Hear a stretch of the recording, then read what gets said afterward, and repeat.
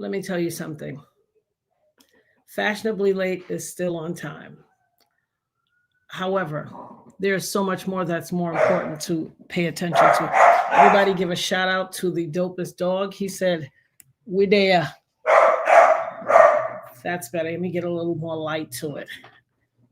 We haven't seen each other in a while, but today is a very pivotal day. It is the reckoning. The reckoning is upon us, guys. The reckoning. And I want to give a shout out. First of all, let me give a shout out to God for keeping me here. Y'all see the dopest nerd? He got main character syndrome. I told y'all. Shut him up, please. And we are here to celebrate excellence, excellence at its finest.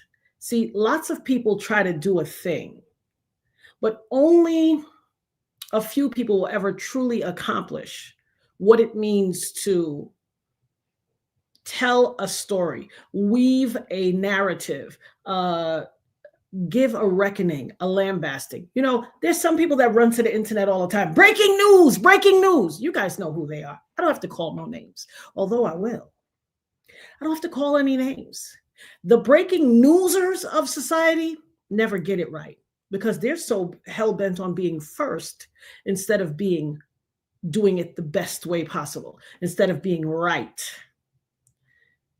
This is a master class. What we are discussing today, The Reckoning, 50 Cent's and Alexandra Stapleton's Netflix documentary about the devil as we know him, Sean Puffy Combs. And I ain't calling him nothing but Puffy. Y'all could do all the diddies and the this, that, knick-knack, paddywhack, give a dog a bone. His name Puffy. I ain't calling him nothing else. The reckoning is upon us. Y'all know me. What do I always call for? Recompense. Recompense. And we are here. I want to give a round of applause. Let me use these tools we got, these media assets we have in the StreamYard realm. Let me use these media assets. I want to give a round of applause to 50 Cent, to Alexandria Stapleton, and to Netflix for doing a masterful job. When I say masterful, boy, do I mean masterful. But for housekeeping business first, guys, you know what to do. Take off your shoes at the door, grab a pair of fuzzy socks at the basket, get up on the couch, throw your feet up, stay a while. Shout out to most amazing headmaster in the land, our very own K-Lig. Shout out to the Most High God, the author of all things. Shout out to a master class in documentary filmmaking. All the other Diddy, Puffy, whatever documentaries, sit down and take a seat and watch. Pull up a chair. Netflix, bravo. 50 Cent, bravo. Alexandria, bravo. This is how you tell a story. And I want to give a resounding shout out to the man of the hour, the man who is getting his recompense, Mr. Kirk Burrows. Round of applause for Kirk Burrows. My God, my God. You see all the other documentary filmmakers, the ones who wanted to rush and be first, the ones who wanted to make a spectacle out of this, the ones who put that little dunce cap on them head and make themselves a poppy show. Have a seat, pull up a chair, and watch how it's really done. This was an exemplary, thank you, Lord. You know what to do, guys. Tithes and offerings. Shout out to Miss K, to you for the tithes and offering. Thank you so much, my love. Shout out to you for the super chat. So good to see you too, sis, and the dopest dog. Thank you, my love. I appreciate you. Wow, wow, wow is all I can say. It ain't about being first. I say it all the time. You know me. I sit back and I wait. God told me to peace, be still. I forgot 50 Cent was making a documentary. I forgot. God asked me to peace, be still. Y'all know I've been quiet. Y'all know I've been quiet. All I can say is glory, glory, glory. Glory, glory. And I'm going to give to my brother, Kurt Burrows. You are the real MVP, brother. You are the true MVP of this tale. God preserved you, kept you, saved your mind, body, soul, spirit, flesh, and your finances for a time such as this, baby. Redemption is yours. And not only is redemption his, but Kirk Burrows is the real MVP because he laid out a narrative and spoke to my heart and the heart of, if I can speak for the other survivors, spoke for all the survivors, even those who will never have a day to have their say publicly. He redeemed us all. You see all the other documentary makers, all the puppy show out there in the street, all the muck and the mire, baby. They all wanted to be first and they wanted to sensationalize this. I'm telling you, some of those documentaries were made with him in mind. Some of them were made by his team. You know, it's like a 52 fake out. I've said it all along.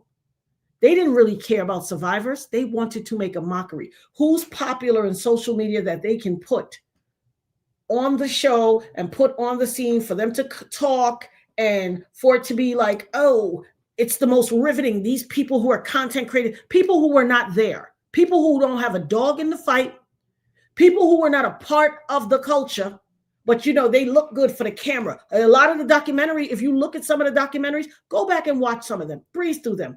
I wouldn't tell you to waste your time sitting down watching them. There's a lot of colorism in those documentaries. They're not very brown, you know.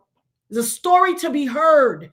We didn't hear the real deal until Mr. Kirk Burrows. I want to give a shout out to people like Mark Curry, Capricorn Clark, Joy. Nirvana, please bring me my notebook. And shout out to Nirvana, the show producer, because she's been back here doing her due diligence and her thug fizzle. I am very, very, shout out to Lisa. Lisa, you get the gold star of the day, boo. Say it for the others in the back. The other ones were garbage compared to this, says Lisa Bruno. How your friend doing, Lisa? And how you doing, boo? You know I love you. And shout out to the entire nerd herd. Shout out to the people in the nosebleed seats, the people in the bushes, everybody. No matter where you should find yourself during this live, shout out to you. Shout out to the loyal, faithful nerd herd family who's always riding hard for me. I get all of y'all emails, all of you, everybody. I love you all. A round of applause. A round of applause for a job well done.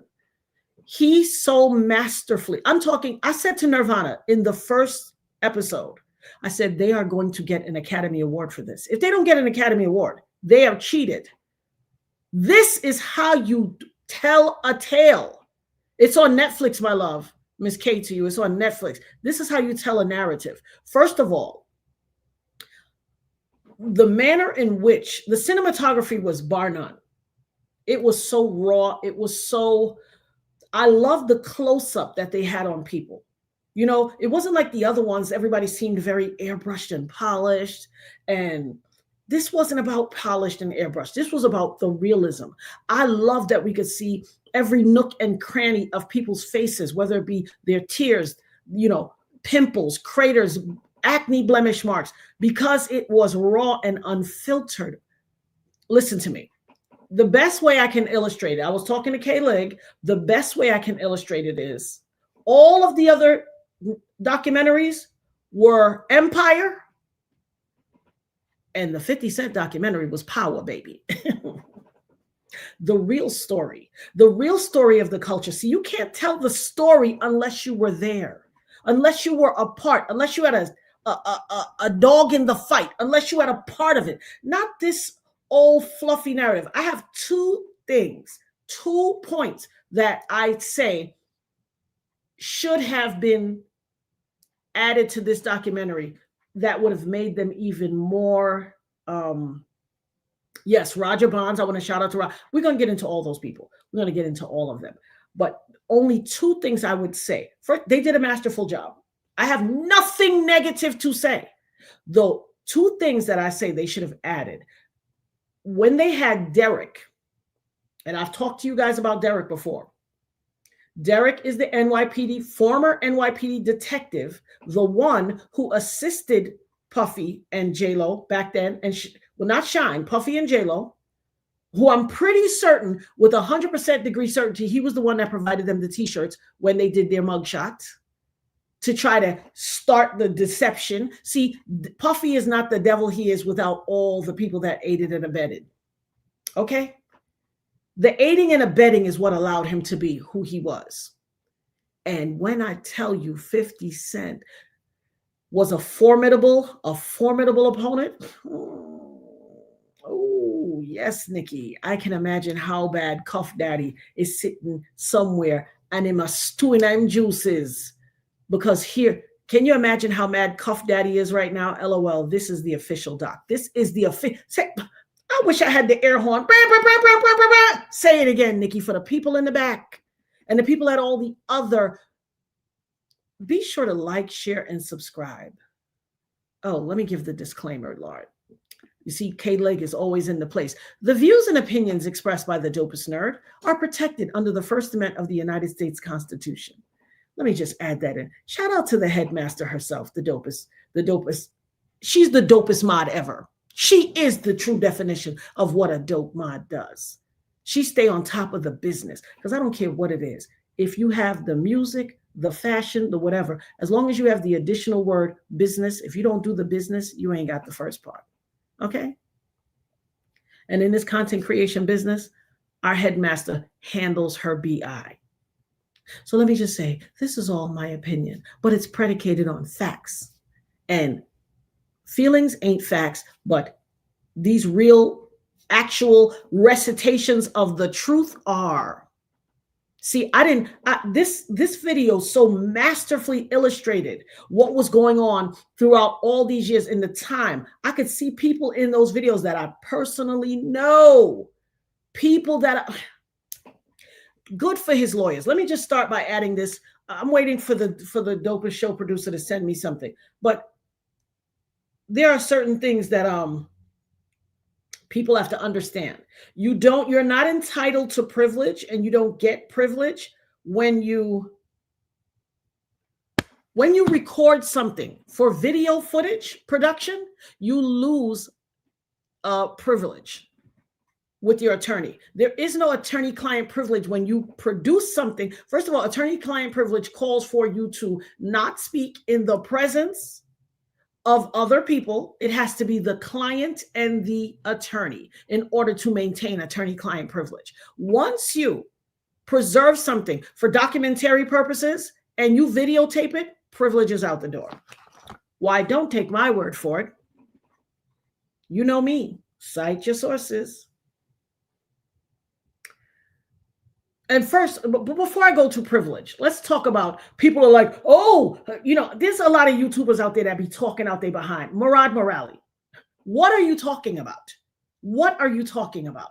You get on this platform and you wax poetically like you are all the way in the culture and you know your stuff and you about your stuff. You're not. Let me just say you're not. This whole racism aspect you threw into your thing and all these other content creators and y'all just saying stuff. Please do yourself and the culture a bit of respect by knowing what you're talking about when you're talking about these things. First of all, how can they show this? He's not going to be able to show it because it's privileged information. No. How did they get access to these first-hand accounts? They're going to take it down because blah, blah, sis, boom, bah. Listen to me. The first thing that we have to remember is if you watched it, you could so eloquently see how he picked people who he deemed to be less than him, whether financially, whether based on access to, privilege and resources and whatever. He liked you. One of them, multiple people, Mark Curry and Kirk Burrows said he likes, and Capricorn Clark said he likes to keep you in a state of needing and wanting and yearning so that he can manipulate you and mold you to what he wants you to do. Every time you're waiting for a payoff and you're waiting to be paid, he has the upper hand. What he does not like, and you can see illustrated throughout the entire documentary, he does not like a formidable opponent. And every time he had a formidable opponent, someone who could match him bar for bar on resources, money, and access to wealth, somebody lost their life. Let's go through the list of things he did. He set his sights. He was such, beware. Look to your right. Everybody right now. Look to your right. Look to your left. Look forward and go into your mind's eye and look in your mind. The people in your life who always have to go after everything that you have are insecure manipulators, and demons are in them. They are spiritually bankrupt. This man, from the inception of his internship at Uptown Records, he saw, it said so early in the documentary, the big people in town were Heavy D, they described as the mayor of Yonkers, New Rochelle, Albie Shore, Andre Harrell. Those were the three big dogs around town. What did he do? You came into the record company to be an intern. You getting people coffee and taking out the trash, and you setting your sights on the biggest artist of the labels or the second biggest artist on the labels, woman? That's what you came there to do? You know how your mother said, pay attention, focus, keep your mind focused on what you came here to do. You came to the industry to get into the business, but you set your sights on the premier artist's girlfriend. That's what you came to do. See, he has a problem. He's so insecure. Problem started when he set his sights on Albie Shore's girlfriend, Kim Porter, who was the receptionist at Uptown. He set his sights.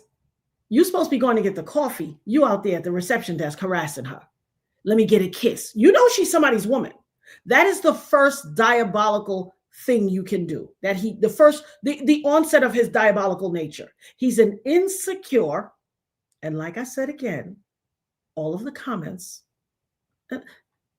Madam Headmaster, may I have the disclaimer again? May I have the disclaimer once more again? Everything I say here is my opinion, and it is protected by the First Amendment. Free speech. Okay? But I'm going to let our girl drop the disclaimer one more time. Let me put it on the screen, because I know y'all in y'all desperate mode. Y'all in desperation mode, and you will stop at nothing. But I'm your formidable opponent. So while I'm waiting for the disclaimer, I'm going to say the two things that my only two complaints on this thing is that they did not speak to Artie Cadigan and Joe Sweeney, the two lead detectives for the shooting. You had Derek, that cop, in there. You should have had the lead detectives in there as a counterbalance to what he had to say, because he's a clout chaser. And if you use my image, you should have just used me and talked to me.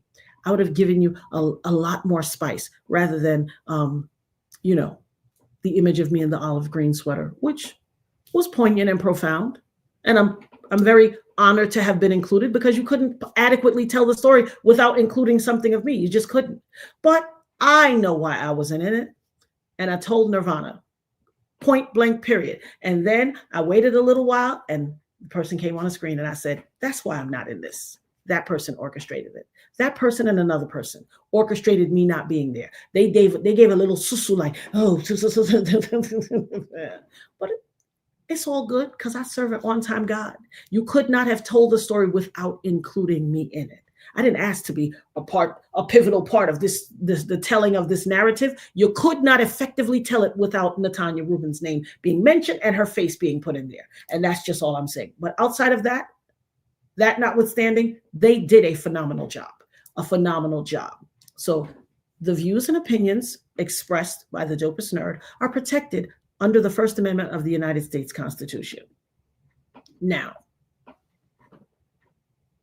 when I tell you his desire and his innate need to disrespect the sanctity of, but see, I've heard this being talked about all my life, and I hear it even more recently.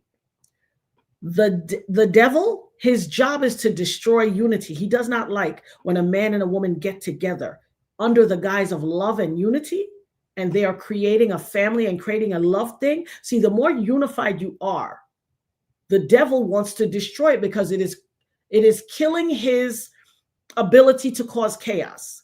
All of these single people and this chick's like, oh, I don't want a man if he can't give me this. And the guy's like, oh, these women are this, that, and the third. See, the devil loves all of this contention, all of this separation of men and female and intimate partners of however you join yourself. The devil loves it. You know why? Because the unified, people are stronger together, and couples and marriage stronger together. The devil sets his sights, as long as he keeps us against them and keeps us separated, he can breed chaos. Every single time this man was around someone's woman, he had to, even though Eric Sarin said we were friends, but the Eric Sermon and Misa friendship, he had to get in between that. Kim Porter and Albie Shore, he had to get in between that. And here's the deal. Here's the nasty thing. To steal a man's woman with no intention of treating her with respect. I don't care how much people are, oh, I don't know what that was that just popped on my screen, but the Hackation is trying to Hackation me. I just saw something pop on my screen, and I don't know what that was. When you set your sights on someone, or when you interrupt the sanctity of a relationship that's burgeoning, you're doing the devil's work. You're acting as his minion. God meant for us to come together and be one. The nastiness of getting in there and disturbing a family, you had no pure intentions for this woman. You disrespected this woman. People want to walk out here like, oh, he loves his kids. He don't love the women that made them. You didn't hear what they said? Misa Hilton went to Kirk Burroughs and said, where's the money he's supposed to be giving me for my child? The reason that whether or not Pac slept with her and he had the opportunity to get an inroad is because you treated people so nasty that when they saw an opportunity elsewhere, they were open to, whether you want to call it a reprobate mind or the desire to seek comfort elsewhere, because you were so willing to disrespect them. You take a woman from a relationship where she's in, and let the truth be told, Kim was married to Albie Shore. You destroy a marriage for your lust, and let's be honest, 50 Cent relatively stayed away from it, but we're going to call it what we know it is. All these women were beards for him. Beards, I say. You didn't love none of them. That's why you was cavorting. When you meet a man, and if those of you who have men in your life that just have a string of women and they don't have no good intentions for them and they're just having babies and this, that, the other, baby, that's a beard if I ever seen one. I'm talking Duck Dynasty. I'm talking ZZ Top. I'm talking beard. I wish I had the cartoon thing where I could put a beard on my face right now. Maybe if I was a streamer. Shout out to Leilani Arrington, 7082, for the super sticker. Thank you, my love. Thank you, guys. Follow your Nerd Herd Squad, Tides and Offerings. Your girl ain't been on here for a long time. Show love, and definitely look at the screen. $KAYLIGG. Show some love to your mod, the headmaster, Miss K. Ligg, because you know she makes business about being up here on this Dopest Nerd. She makes sure she acknowledges everyone.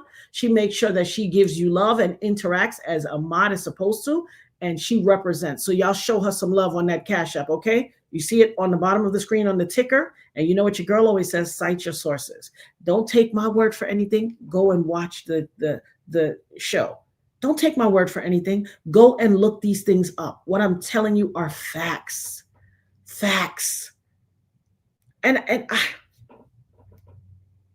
I was telling Nirvana again today, talking about it with her, because I said it before. I have a vivid memory of me being in, for those of you who are of the culture of the New York hip hop scene that were there in the 90s and were here to witness this thing firsthand, and those who weren't, there was something called Maria Davis Mad Wednesdays. All the artists who wanted to be big, and first of all, it was a hip hop gathering, but it was a showcase thing. She would let artists get on stage. She would feature all the new and upcoming artists. You've heard about Maria Davis on Jay-Z's album. It's the lady that says, no, Get him out of here. Get him out of here. Have some respect. We don't do that in here. And she's on a lot of, her snippet is on quite a few people's things. Maria Davis was a brilliant woman who was an educator. She had a hip hop showcase and she would put people on, but in the interim, she would also talk about health and things that were beneficial to us. Maria Davis Mad Wednesdays, this is how you know. This is not something I heard of or I think or thought. This is firsthand knowledge. She had a premise because she wanted us to grow up in hip hop. She saw the future for hip hop and she knew that hip hop had potential and we needed to grow. So her thing was, it was like a line that Mace said, floss, you die quicker. And they figure I wouldn't wild if I was in my fresh clothes. So Maria Davis had a thing, you couldn't wear no sneakers. You had to wear shoes in Mad Wednesdays. And her premise was, if you all sneakered out and too casual, you're more likely to get buck wild. It was the whole line. They figured I wouldn't wild if I was in my fresh clothes. So if you in your streetwear and your urban gear and you too casual, you more apt to fight. But if you're a little more dressed up, if you got some hard bottoms on, less likely. If you got on some slippery popsicles, less likely that you was going to be out there scrapping and cutting up. And what she did was, if you wore shoes and came dressed according to her dress code, then, and I don't mean for outfit's sake, but I mean for, she had a baseline, a parameter, you would pay the regular door price. But if you were outside, you had to pay $100 if you came in sneakers. And that was another thing. The time was a flossy time. So people wanted to let you know, oh, I got paper, because you see them in there with sneakers on. And if you had on them sneakers, it said you paid that $100. People did it as a flex. But she would call those people out too. You're stupid. Why would you pay $100 to get in somewhere when you could pay 20 or when you could pay 15 or whatever? I don't even remember how much it was, but it was around 15, 20. Why would you pay $100? That's stupid. Be responsible with your money. She called people out. She wanted us to be our best self. Well, my vivid memory, this was Miss Jones was on stage. She had a song out called Where I Want to Be Boy, if I'm not mistaken. Where I Want to Be Boy, something like that. I remember I could tell you what I had on. This was the early 90s. I had on a turtleneck or mock neck, black all-in-one cat suit. I could see the boots I had on. I had on some patent leather ankle boots with these big silver buckles. I had them over with the catsuit pants legs tucked in and all this jewelry. I could see myself. And how the Mad Wednesdays was there was this, okay, you walked in and you walked into this little corridor area, but it was an open space. You could go to the back, you could go to this other room off to the side, but you would come in. If you came down the stage, you would go to your left to go into the big room where the stage was. I was standing in that area where the entry, where you walk down and walk into this big open space. I was standing there, and straight ahead was the corridor to go into the room with the stage. And Miss Jones was on stage singing, and in that room was packed, but I was one that always didn't like to be in the middle of the packed area. And I can see myself, I could feel myself. There was a few people mulling around, standing. You see a couple of people talking. I could see the room. I'm in the room right now. I can see the room in my mind's eye. It was like guys hollering at chicks over in the corner talking. You could have a conversation in that room and still see the stage from outside of the main room where the stage was, but you'd be able to hear somebody when you talk. And it was a few people standing around, not really on top of each other. And there was a guy standing directly next to me. And I was wondering, why is this guy standing right beside me? But it wasn't a big deal, but he was just standing right beside me. And I could feel energy. And I was new in my walk, my gift. I had always known I had a gift, but I was new. I kept feeling this overwhelming energy from this person and this knowing on the life of my children's life, and my grandchildren. And I would never, I'm telling you, I had a knowing that this person was going to be intrinsically connected to my life. God was telling me that in the moment. The guy was standing so close to me, I turned around and I looked at him like this, with my head kind of back. And he had this big white patch in his hair. It was Sean Puffy Combs. In such early days that he wasn't the Puffy that y'all know. And I looked at him like, why are you standing next to me like this? I don't know what it was that made him so drawn to the energy that was resonating from me. The man stood right beside me for a while, a long time. And I looked at him and he looked straight ahead and he turned and he was looking at me. And I looked, and a couple of times our eyes met each other. I looked at him again, like, all this space, you guys stand right here. He never moved, and neither did I. And a part of it was this kind of, I don't got to move, you move. But I could feel this weird energy, and it was no attraction like, oh, he cute. No thanks. It was this weird exchange of energy, and I knew that this person was intrinsically going to be connected to my life in some way. I did not know how, why, what, when. This is early Maria Davis Mad Wednesdays 90s. Early. I promise you. In fact, Maria Davis was on stage. She came on stage with her whole crew, and she started giving a talk about using condoms and safety from HIV. And in that moment, God said to me, oh my God, Maria Davis has HIV. Now, this woman never said she had HIV, and she looked totally typically functioning. You would never assume that this was anything other than one of her talks that she would give on a Mad Wednesday. But God said to me right then, she's sick. And I was just like, oh, I was aghast. And I walked away, and I eventually went to find my girlfriends and to go to the bar. And then I went in the big room. And that was a memory that came to me so heavy while I was watching this documentary. You had people, Joy Dickinson, baby, this woman deserves so much respect. Shout out to her mother, who thought it not robbery at the time when her daughter woke up screaming after having a nightmare and said, I'm going to write a letter to his mom. That's real mamas, baby. That's old school. Take a note. I'm not going to let you run over me. When she inquired to her daughter, why is she waking up screaming and having this nightmare and this frenzy? What happened? And her daughter had the comfort, the trust, and the security to tell her mama what was done to her, because that don't exist either anymore. It's like parents are stepping so out of their role and so out of order with their kids. And likewise, two kids are out of order with their parents. But I would beg to say both are out of order with each other, and there's no level of trust. A lot of these parents out here trying to be, hot and thot out in the club with their kids. Your daddy ain't got no quarter zip. He got on a Nike Tech because he want to be out there with the young fellas. We used to have order. How friggin' amazing was it that this young woman was able to pull up the letter that her mother wrote to Janice Combs? Your son raped my daughter. She wrote it to Mr. and Mrs. Combs. She didn't know that there wasn't a Mr. Combs was no longer with them. She had the wherewithal.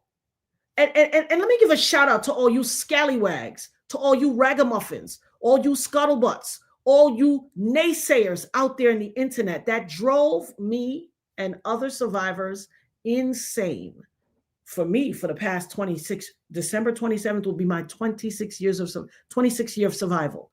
But to all these other people who were illustrated in this documentary and all those who never got their chance to have their say in the public, shout out to you ragamuffin haters.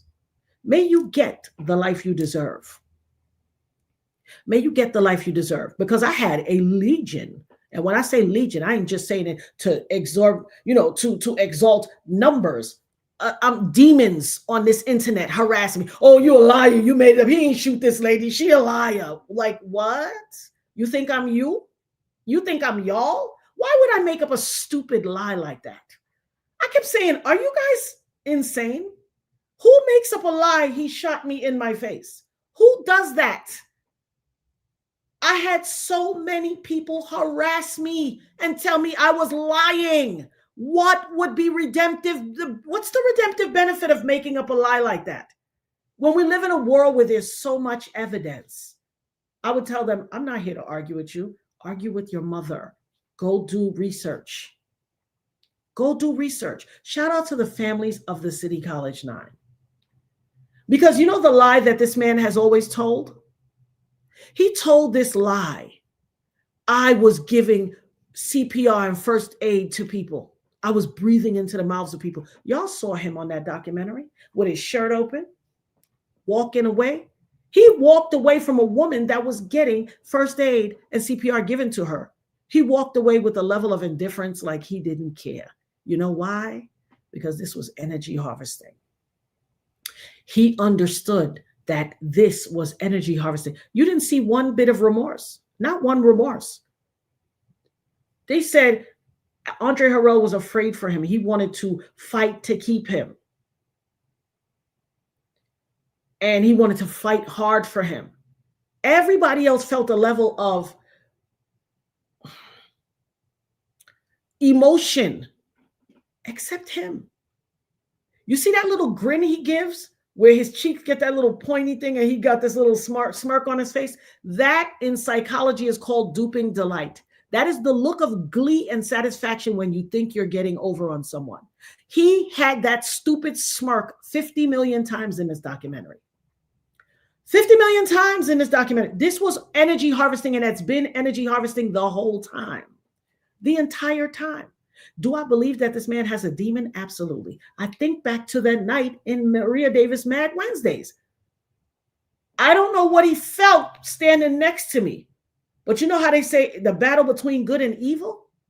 See, it's not just enough to be of God, because that's literally what my name means, gift of God. Natanya, go look it up. The etymology of Natanya is gift of God. The devil knows when he's in the presence of God's chosen. He does. Yeah, his mom introduced him to this lifestyle. But it got to be in you too, because there's a lot of people who moms was hustlers and they grew up in it. I got a homegirl. I'm not going to call her name out of respect for her. Her father, her mom had her when she was 13, I believe. Her father met the mother when she was 10 or 11. He was older and got her hooked on narcotics. Okay. Her mom suffered from, and let's be honest, addiction is a disease. And they have a therapeutic modality for addiction now because, but when it was criminalized. This young lady, I'd known her for years, and I always thought she grew up in the country clubs of Connecticut. There wouldn't be a hint. When she finally sat down one day and told me her story, I was astounded. First of all, she was brilliant. Okay? Dang near a genius, if not certifiable genius. Brilliant woman. Well-spoken, eloquent, just as dainty. You would have thought she was raised by Diane Carroll, honey. Dominique Devereux herself, darling. She was poised, brilliant, so cultured, just so dope. I remember she told me her story and I was astounded, mouth hanging open to the floor. So that his mother introduced him to it, it was a choice. It was a choice. He wanted to be that person. Lots of people's mamas and daddies was out there thotting and bopping. Okay, if we want to be technical. Because baby, the 70s, the 60s and the 70s, oh honey, I got a memory. I was a child in the 70s. I seen a lot. Lots of people, parents was thotting and bopping. Okay, let's just keep it a buck. A lot of people, fathers, was out there, say cat, say daddy, say this, with a velvet collar or a fur collar and leather. Come on, come on. He chose that, okay? Now, did his mother bear responsibility for exposing her child to that lifestyle? Yes. But a lot of us in this chat and on the internet that will see it in the replay, parents exposed them to a whole lot of stuff. A lot of people got exposed to ass whippings, but you ain't out here beating your wife, are you? A lot of people got exposed to their father putting his foot in his mother's so far up that she was coughing shoe leather. But you ain't out here beating your wife and your kids, are you? No. A lot of people's parents was getting high. You're not out here smoking jums, are you? So I don't want to hear that as an excuse. He made a choice. He made a choice, and he chose to be a demon from very early on. What he did to Kirk Burroughs, who was, bar none, the man and the machine behind Bad Boy. There would be no Bad Boy if there was no Kirk Burroughs. What he did to him and how he stole his money, oh, baby. God is such a merciful God, and he will preserve your mind, body, soul, spirit, flesh, and finances for times such as your recompense and the reckoning and the redemption. I wish for Kirk Burroughs that he receives a massive payday from Simon & Schuster or some big publishing house that wants his book. I pray that he gets the most equitable deal of ownership and freedom to create. He and I, there's so many parallels. He and I have a 25, he said he was blacklisted for 25 years. Here I am, it's 25 years surviving. You heard what he said? He said this man is very vindictive, very manipulative, and he will continue methodically doing dirt and retaliating against anyone he perceives to have wronged him. But I be telling y'all on the internet, oh, he been harassing me for 25 years. People are like, come on. She wants too much attention, making stuff up. Making it up for what? Making it up for what? You want to know something? Let me tell you something. Vanna, can you get me that paper I printed out that's on the table in my room? Let me show y'all something. Because y'all think I'm lying. That paper I printed out of the front of my phone, bring me that. Retaliation. See, y'all think I just be saying stuff, but I don't. I'm really living this thing. I'm really living this retaliation life. I have something printed off of my phone from last week. And let me tell you why I printed it off. I had some stuff to take care of and I was running around. It was time to like get Nirvana from school. The school semester was coming to a close. So I was out and about and I said, oh, I had to do something. And I was like, let me run to Dollar Tree. So I run to Dollar Tree. You see this? This is a copy of the front of my phone home screen. I run to Dollar Tree to go get something, but I'm on the phone with Nirvana. So you see what this says? Cash App. You spent $14.11 at Dollar Tree 1 minute ago. That's what this says. 1 minute ago, I spent $14.11 at Dollar Tree. Now, what time was it? It says 12:04 p.m. It's behind the, this little thing on the phone. But it's 12:04 and 1 minute, 12:03, I spent $14 at Dollar Tree. Nirvana was at school. Nobody here, me and Kobe. K-Lig and me was talking. Nirvana was sharing TikToks with me. You see what this says? This is what I call my garage door opener. I call it looking asshole because I got some looking assholes on my block that's always watching me. It says looking asshole just closed at 11:51. I was on the phone with Nirvana 12 minutes before I spent the money. So 11 minutes before. It takes me 15 minutes or 12, 13 minutes to drive there. I was in the store walking the aisles and somebody was closing my garage door. Somebody had opened my garage door. It's under here and closed it back. Now, how would that happen? How would that happen if he didn't have minions in the street still harassing? Why would somebody care? Little old me, content creator. Little old me, Natanya, not messing with nobody, woman of God. Why would somebody be choosing to open and close my garage door? To let me know that they can access me. Nirvana was away in another state at school. Nobody was at my house. But he got a looking asshole. I named my thing. You see what it says? Looking asshole. I named it that for a reason because I know they're watching me still.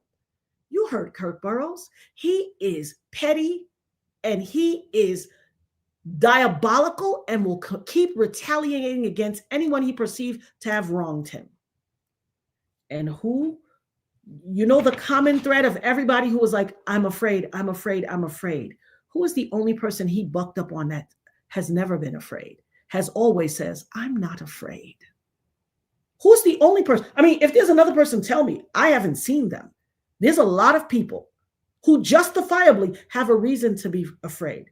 But God, the woman I am, the God, Almighty God, Yeshua, the Christ of Nazareth, and the Holy Spirit watch over me. I wouldn't be here almost 26 years later to tell my story if I wasn't covered and anointed in my walk with God. I fear no man. I fear no man or woman. I don't. I fear no one. But that is my lash look a little wonky?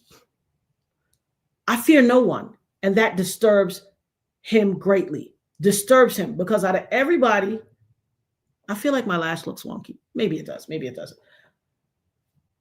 Out of every single person, lots of people cried. Roger Bonds deserves respect. Lots of people. But they all said they are afraid. I'm not. That has never rested well with him. I am not afraid. I've looked the devil in the face and mollywopped that ass and won. I have no fear. I serve an on-time God. God did not bring me to this earth to fear anyone. In order for the devil to be defeated, you have to be, the Bible says the righteous are bold like a lion. The Bible says, for we wrestle not against flesh and blood, but against principalities, against the rulers of darkness of this world, against spiritual wickedness in high places. The Bible says God is not the author of confusion.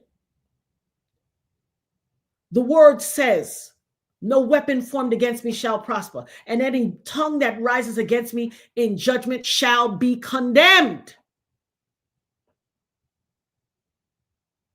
The reason all of us are still here to fight the good fight, the reason that Kirk Burroughs has the strength and the might, this man filed a lawsuit against him and a judge threw it out. A judge who is not of the culture, this must be fake. You heard what he said? They said this can't be true. This must be false. This has to be fraud. And threw out the man's factual and true lawsuit.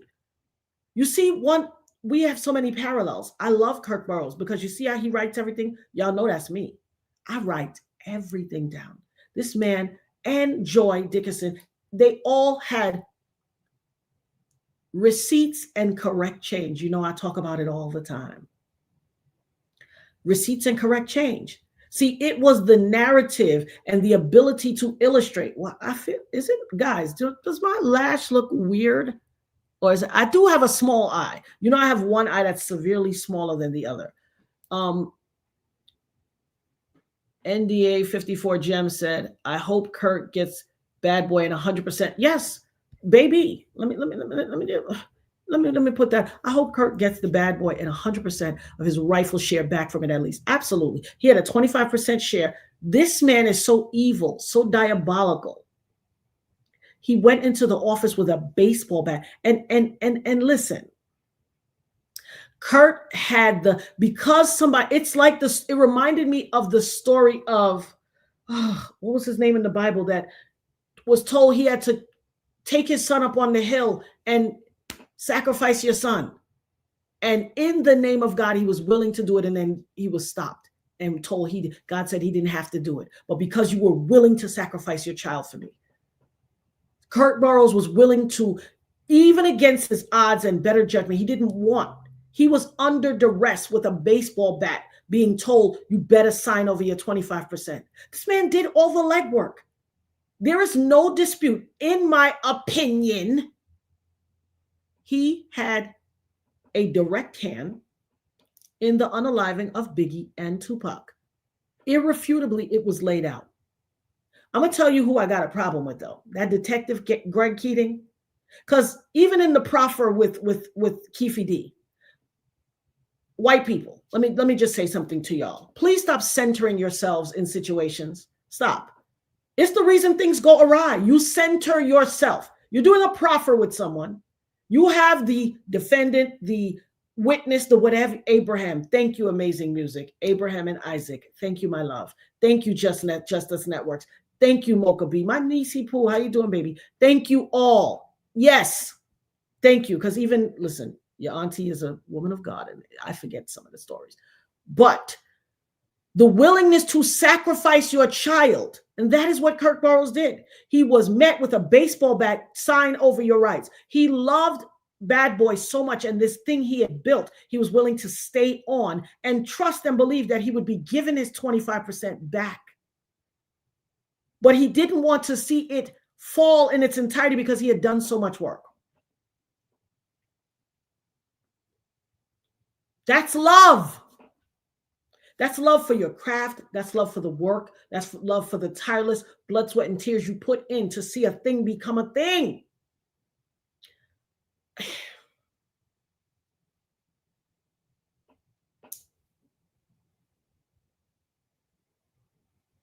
This man only wanted to acquire everything, down to the thing with Cassie. He wanted to acquire Cassie because she was with Ryan Leslie. He is always, that's an insecure. Look through your lives. When I told y'all, look to your left, look to your right, look through your lives and see who is performing in that manner right now in your lives. Who is the puffy in your life that is so insecure that everything you get, they try to acquire? Everything you get, they try to best you out of it.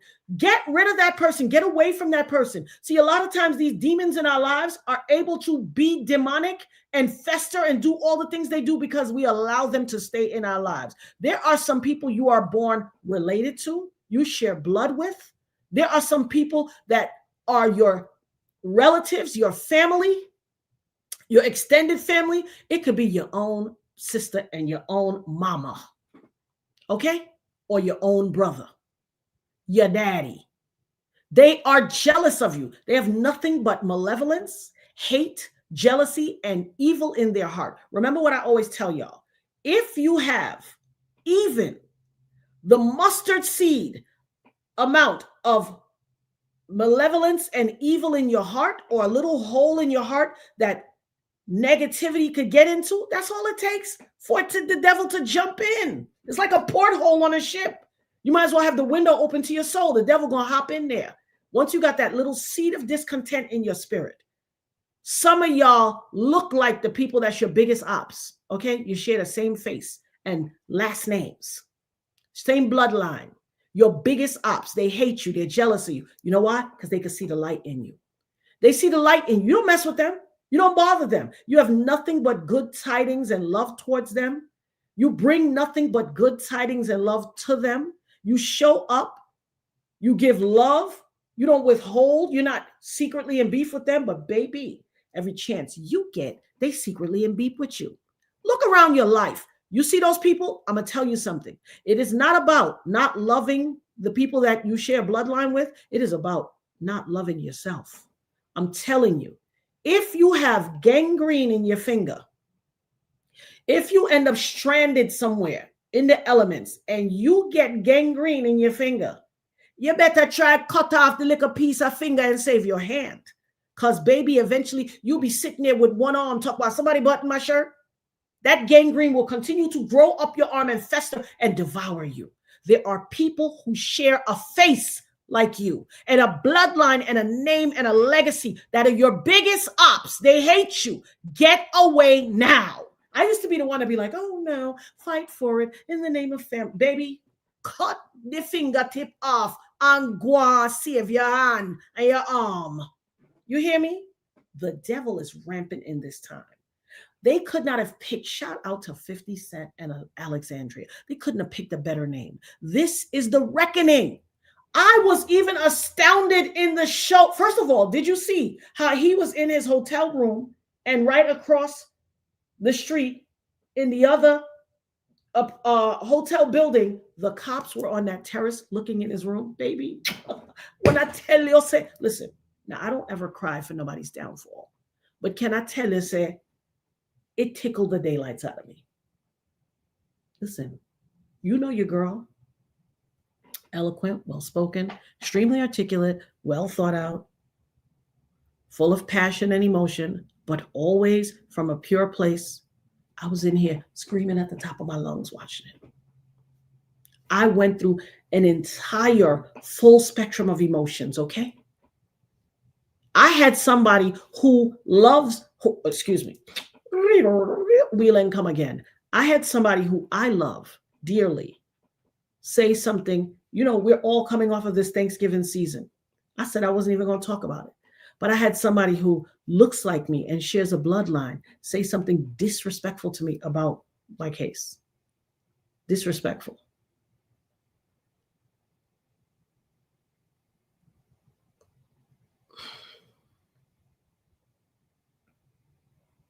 Said I wasn't even going to talk about it. And I'm not going to go into it because I'm always one that saves people, save them from their shame. Here's what I will say. I am a chosen one. I am a child of God, covered and anointed by the blood of Yeshua the Christ of Nazareth.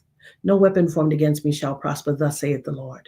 And any tongue that rises against me in judgment shall be condemned. You hear me? Shall be condemned. Came right out and said something so disrespectful, so low. When I tell you low, I'm talking, you know, he said, Shorty got low, low, low, low, low, low, low. And his octave went all the way down. Lower than that. Lower than the third level of hell. So nasty. Cut me low and hard. And I'm not one for, now there was a time when I was younger, I would,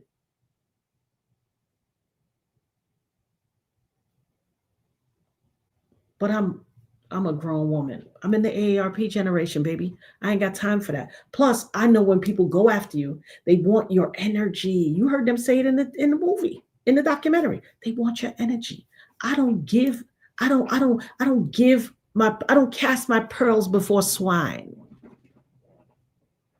I don't cast my pearls before swine. But because I love this person so much, and they cut me so low,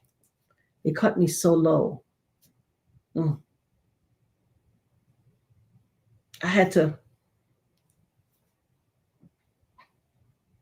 and rather than get even, you know, when they go low, we go lower. I had to say, exit stage left. That's where I'm going to leave it. I wasn't even going to talk about it. And that was just a few days ago. Cut me low. And it leaves me thinking, I had to talk to God. I had to say, Father God, you know how me and you do. I had to lay it at the altar. I had to give it to God and say, I'm going to pray for them. Because if I don't, I won't be able to process this disrespect in my spirit. And, excuse me, what does that say?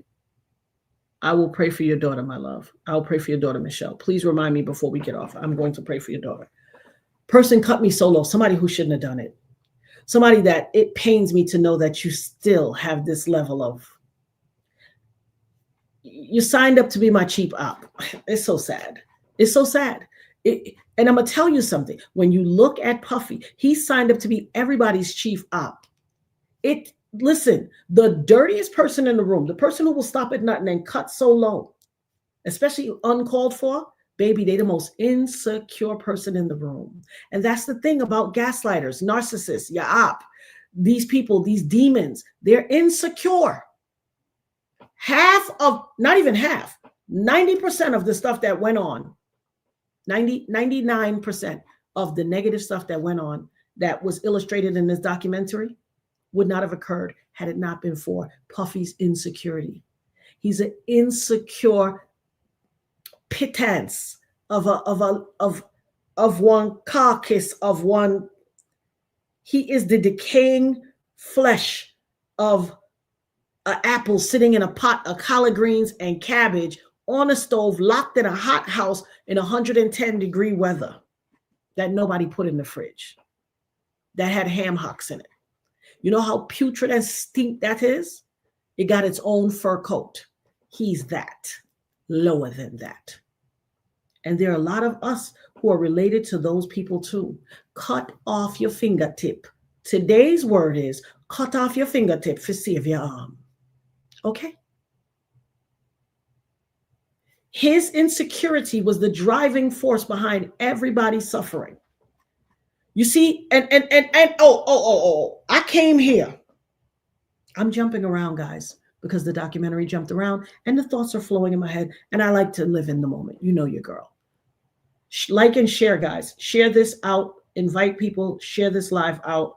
Let me tell you something. You see those two jurors? Nobody could have illustrated and discussed it better than Kirk Burroughs. They are regular people. First of all, the jury system in America needs to be revised. It says a jury of your peers. No disrespect, Jawaharlal Patel, but you ain't a jury of no peers or no Puffy. You don't even understand this culture. You're not connected in no way. Oh, these are two people in love. Are you kidding me? And if Netflix and 50 Cent and Alexandria found the two jurors, so did Puffy's people.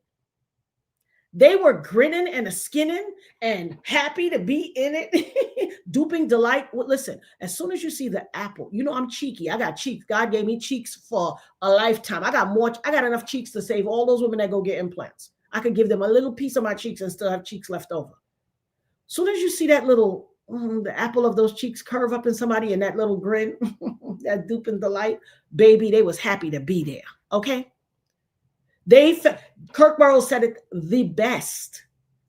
Kalik says it's time for another disclaimer. The views and opinions expressed by the Dopest Nerd, aka Natanya Rubin, are protected under the First Amendment of the United States Constitution. The female juror and Jawaharlal, they were so happy to be there. They were so romanticizing this celebrity. You see, she was grinning. I used to watch Making the Band and Day 26. And he's so masterfully illustrated. I said it the whole time we were talking about this case. I said, he is a charismatic demon.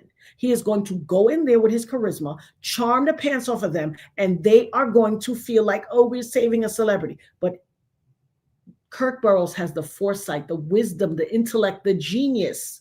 The man is a genius. Kirk Burroughs is a genius. He said, these are people, the first time in the presence of a celebrity. Not only is it the first time in the presence of a celebrity to have proximity and access and to have power over their lives, livelihood, and a future. Baby, couldn't have been better said. Couldn't have been better said. That was it in a nutshell. You had the power to say what happened to the livelihood of this celebrity who you've only had the pleasure of seeing. He's like, I don't listen to any rap and I don't know any of the songs. I'm not a fan. Meanwhile, you're grinning and skinning. Oh, there were two people in love. Ninja, a man putting his foot in a woman's behind is not conditional to a culture. Why? Over in Southwest Asia, where you from, women are restricted from a lot of things. There is tons of domestic abuse over there. What do you mean? Oh, it's just two people in love. He would beat her up and she would have bruises and then they would go on vacation or have dinner. Really, dude? So is that acceptable for your daughter? What is this double standard? Is that acceptable for your daughter? If your daughter's husband, or not husband, because this man ain't married nobody but himself and his money. If your daughter's boyfriend mollywopped, dragged, beat, stomped, and disrespected and violated your daughter and then took her out to dinner, is that acceptable to you, sir? Is that what you're telling us? Because you look like a fool. You standing on the wrong side of history, brother. You're looking crazy. And the female all, you know, I knew when I said, I was like, O-S-H-I-T. I came here to drag both of y'all. You're savages. May you get the life you deserve as well. I'm telling you right now, you see, this is called the reckoning. You are going to have your reckoning, and it ain't going to be pretty. You have landed on the wrong side. The jury made a mockery of this case, a mockery. To let this man off with all of this proof. Listen, 50 Cent hit Curtis. I can't even call you 50 Cent, brother. You're Mr. Curtis Jackson. Mr. Curtis Jackson. But God, I always said, God, thank you for standing in the way of the bullet that went from Puffy's gun straight to my face, right here, straight in my face. It was as if God put his hand there and took some of the impact so that it wasn't deadly to me. Thank you for that same hand that took the impact of those 9 bullets that hit Mr. Curtis Jackson in his youth. Thank you for saving him. Thank you for thinking it not robbery to preserve his life for a time such as this. Imagine the indignity of being struck by a bullet. Let me tell you something. It's a dehumanizing, horrific thing. I got shot once. 50 Cent got hit 9 times. But God thought it not robbery to keep us both here. Imagine, look at all of the amazing things. Look at all of the people who are employed by 50 Cent, Curtis Jackson. Look at all of the people who said so shine did time. Listen to me. Balls 80. I got it. Allow me to pause. Let me slide up in this comments because you look like you came here for Bacchanal. And baby, I'm going to give you what you're looking for. I'm going to give you what you're looking for. So let me look over a few more of your comments to see what narrative is this you're pushing.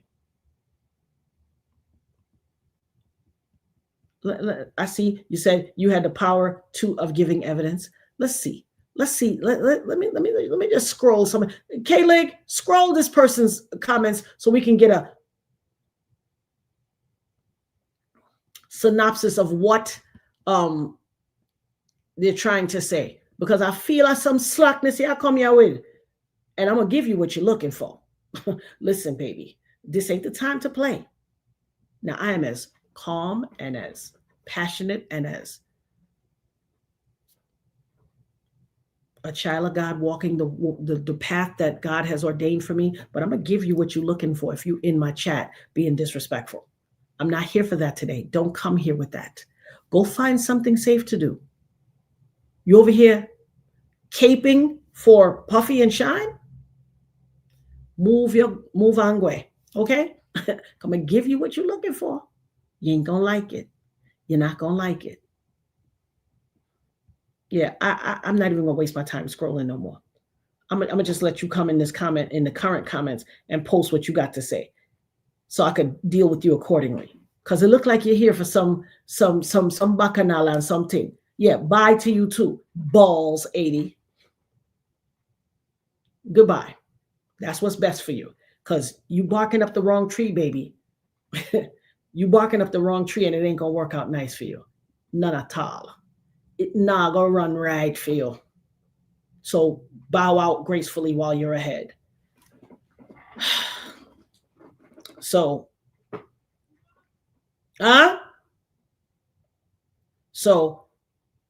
imagine all of the people, all of the ways that Curtis Jackson has built a career, all of the ways that he has created entities, he's created shows, albums, he has teams, he has employed legions of people.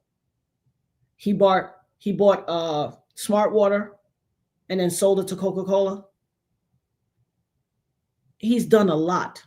So it's not just a matter of him having a rap career. This man is a system. He is an ecosystem.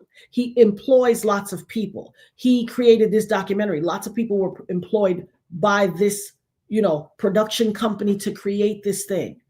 He provides livelihoods. Those people then go on to pay their bills, buy a mortgage, get married, have a family, have a house, send their kids to school, all of that. Through the foresight of this brilliant man, he has created shows, the whole power universe that has spun off into lots of power. He has done so much. If it had not been, sometimes God will step in and do something and subject you to something to slow you down. If it had not been for God's wisdom and omniscience, omnipresence, and omnipotence to save that man, to save me, to save everyone who was subjected to this violence, we wouldn't even have the ability to get this, for Puffy to have this reckoning, because he is the only formidable opponent for that man. He is the only formidable opponent who has successfully come to the forefront and created a project that's so amazingly illustrated what survivors and victims endured at this man's hand. You see, when Capricorn Clark said he came and kidnapped her, soon as that gun popped on screen, did you notice they also put a gun on screen when they showed me? The same gun. The man has a friggin' type. He has a type for his women. He's a colorist. It's just all these irredeeming qualities, but the guns are so, they almost look exact. Look at the indignity. Someone who believed in him and stepped forward and said, I will build this company with you. I will build this company with you. And I have 25% and 75% goes in your mama name. You knew that this man was a thief from the get-go, from the inception. No part of the company was in his name. He put it in his mama name so nobody could get it, because he knew what he had did to the city college people, and he knew what he planned on doing to more people. You don't see what they said when they illustrated the 1999 period before they talked about my case? He said Puffy had gotten arrested, and you saw Derek Parker, the quote-unquote hip-hop cop, and he was like, oh, everybody said I was Puffy's personal cop because every time he got in trouble, I was always there. You were his personal cop. You were supposed to be the hip-hop cops investigative team that they created throughout the NYPD, and you quickly turned. Listen, I know Derek Parker personally. We didn't know Derek was a cop. He was on the scene. He was everywhere. I used to hang out with Derek in parties in Cancun, everywhere. Nothing relational. Just I was that cool chick. I hung out with guys. I could kick it with dudes, have healthy platonic relationships.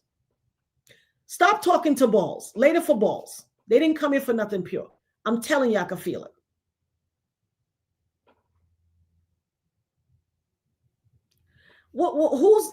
Who's ND 54 Gem? What is this narrative that you're putting? Let me put you on the screen. At balls, Shine served and forgave, but he should have never had to do that in the first place. He was loyal to Puff, who was not deserving of it. What are you talking about?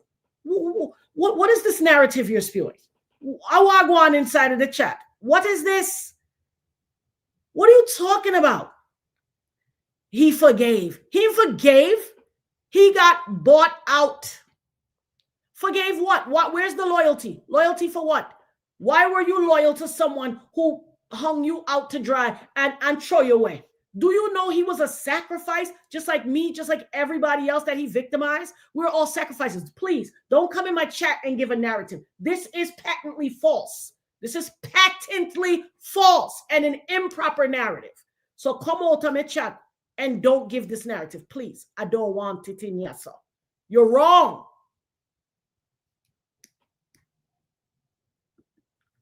Balls, listen, balls, listen, you want fame? This is what I do in here. So why are you going after him getting paid? You want attention, balls. You named yourself the right way. Because, yeah, somebody lick a balls where I hung. Please drop down low and get some gumption about yourself. Where you are look for, the fame and the thing where you look for, and you come in here jocking and caping for Shine, have Shine. So Shine ain't got nothing to do. He ain't got nothing to do. He's a regular civilian. He ain't nobody's politician. He over there scratching and surviving in Belize. He's a wife beater. I got receipts and correct change for that too. He's a wife beater. Okay? Don't bark up a tree you don't want opening. Don't bark a sea, because I know who you are. God is revealing to me who you are and where you come from. And that's why you in here. Lord, bye. Why you so vexed, Stena? You know you miss say put up your feet and have a seat? Why you run? You wanted to be in here with attention. Now you're running because I put you on the screen? Why? Why you run? What happened? You don't like fame? You wanted attention. Now, what happened? Don't run. Stay a while. Do not be in these comments extolling the virtues of nothing that's wrong. I am 100% capable of extolling the virtues of everything that I have to say on my own, succinctly, clearly, and in an articulate manner. I don't need nobody to do it for me. Please don't. Please don't, especially when you're wrong. Please don't, especially when you're wrong. Let's rerun these facts. We're here to talk about the documentary, but let's rerun these facts because this is an integral part of this.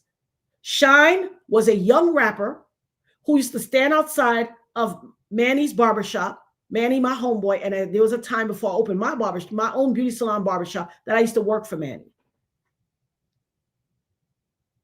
His shop was called Pure Elegance. Shine used to stand outside and rap. He had a little bit of a heavy liquor voice and a kind of biggie-ish, because he had a deep baritone in his voice, a false one, because y'all hear him, he be switching when he on interviews. Yo, I'm saying, son, because I was, and next you know, what is the guy's name? You know, hear what the victim say. She said, I didn't do it. Excuse me, that's not a revelation. I have audio footage of you on the Combat Jack podcast back in the in the early 2000s saying, yo, Natanya Rubin, see, that's my homegirl. We used to go to the studio with Natanya, and everything is everything because, you know, it was, I don't know if it was my gun that she got shot with the bullet from because it was a ricochet and all this other crap. You are not making a revelation, sir.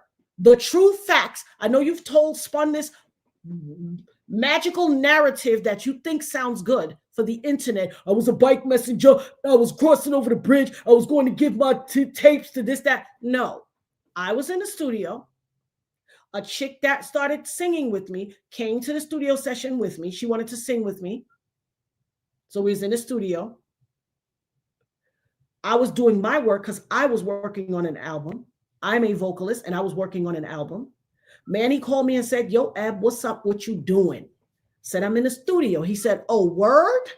Yo, it's your session? I said, yeah. He said, let me come through. I got money with me. Remember the cat that used to be in front of the barbershop rapping? And I said, Shine? And he's like, yeah. And he said, we trying to get him a deal. Let me come through. Let him get on your joint. I said, cool.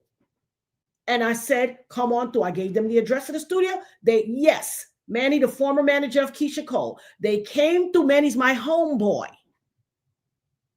Came through to the studio session, brought Shine in. He was like, yo, what's up? Yo, I'm gonna try to do my thing. Thank you for giving me a chance. Yo, thanks for letting me come into your session. And I said, go ahead, do your thing. And he got on and he was rapping about cohibas. And I was like, what is a cohiba? He kept talking about cohiba. You know when people get a new word and they got to overuse it? And I kept saying, what is cohiba? And it was like, oh, Cuban cigars. And I said, oh, okay. And he was so eloquently espousing how he was going to live this life of luscious fabulousness. I wish, I'm telling you, I know I got that recording somewhere. That recording lives, okay? It exists still somewhere. And I let him come jump on my thing. And Manny was like, yo, Eb. And I was in there singing. And he was like, yo, Eb, let me take this section on ADAT so we could go shop this for him. We trying to get him a deal. And so a little part of me singing and the part of him up there, you know, spitting his 16. They took that sample and they went and shopped a sample of his voice and my voice, took that to go shop to get him a deal. While you over here in my chat capping and caping for someone who don't do nothing for you. Don't come over here and rewrite history, baby. Don't come over here and rewrite history. If you want the truth, baby, I got a dog in the fight. I was there. Okay? That's how Shine got his deal. So while you over here in my chat thinking you espousing the benefits of Shine, you look like a whole entire fool. Please get your history right. So I said, sure, Manny, take that. They took that portion, they captured it on the ADAT, him and the engineer, they put that on the ADAT and they took that portion and went and shopped it. So when they was listening to Shine, they was listening to me too. Okay? The night that it occurred, so Shine started getting bigger than his britches, all kinds of calamities ensued. You heard what Mark Curry said? He said, Shine and him lived in the same house. He said he came home one day and Shine had an AK-47. And he said, I got a bullet stuck in the chamber. And he was like, yo, if you got a bullet stuck in the chamber and you can't get it out, you shouldn't even have a gun. While you over here espousing the beauty and the benefits of Shine. Shine got his record deal because he was able to use, he came to my studio session that I paid for out of my pocket more than once, but that particular time. And they took the section and they took his voice spitting in the studio and was able to go and shop that. Let any man would tell me, say, me a liar, come and confront me and let's talk it out. Because what I'm telling you is the God's honest truth and the facts. Okay? I don't have to make up stuff. I don't have to make up stuff. I am telling you the facts. You are an after the fact jock rider coming here looking for fame. You don't know what you're talking about. I'm telling you the facts. All of this diabetes, not only, and listen, while you out here capping for Shine, he should be pissed off too, because he also was a sacrifice. Remember, Kirk Burroughs told us about how in 8 months before he shot me, they would the Hate Me Now video with Nas. They were doing that. And they did a focus group. They didn't even talk about the focus group in this documentary, but they had done a focus group.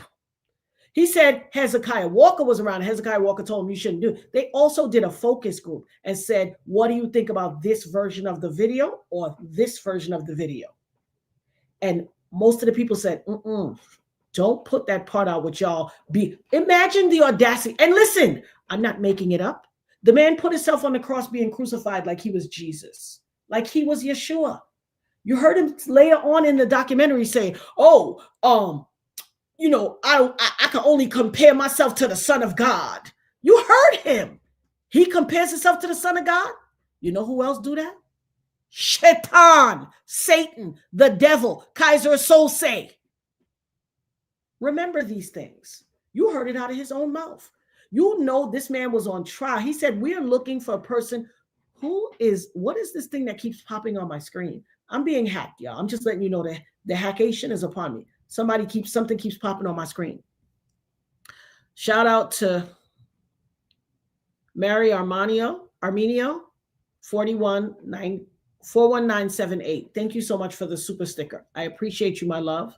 Thank you so much.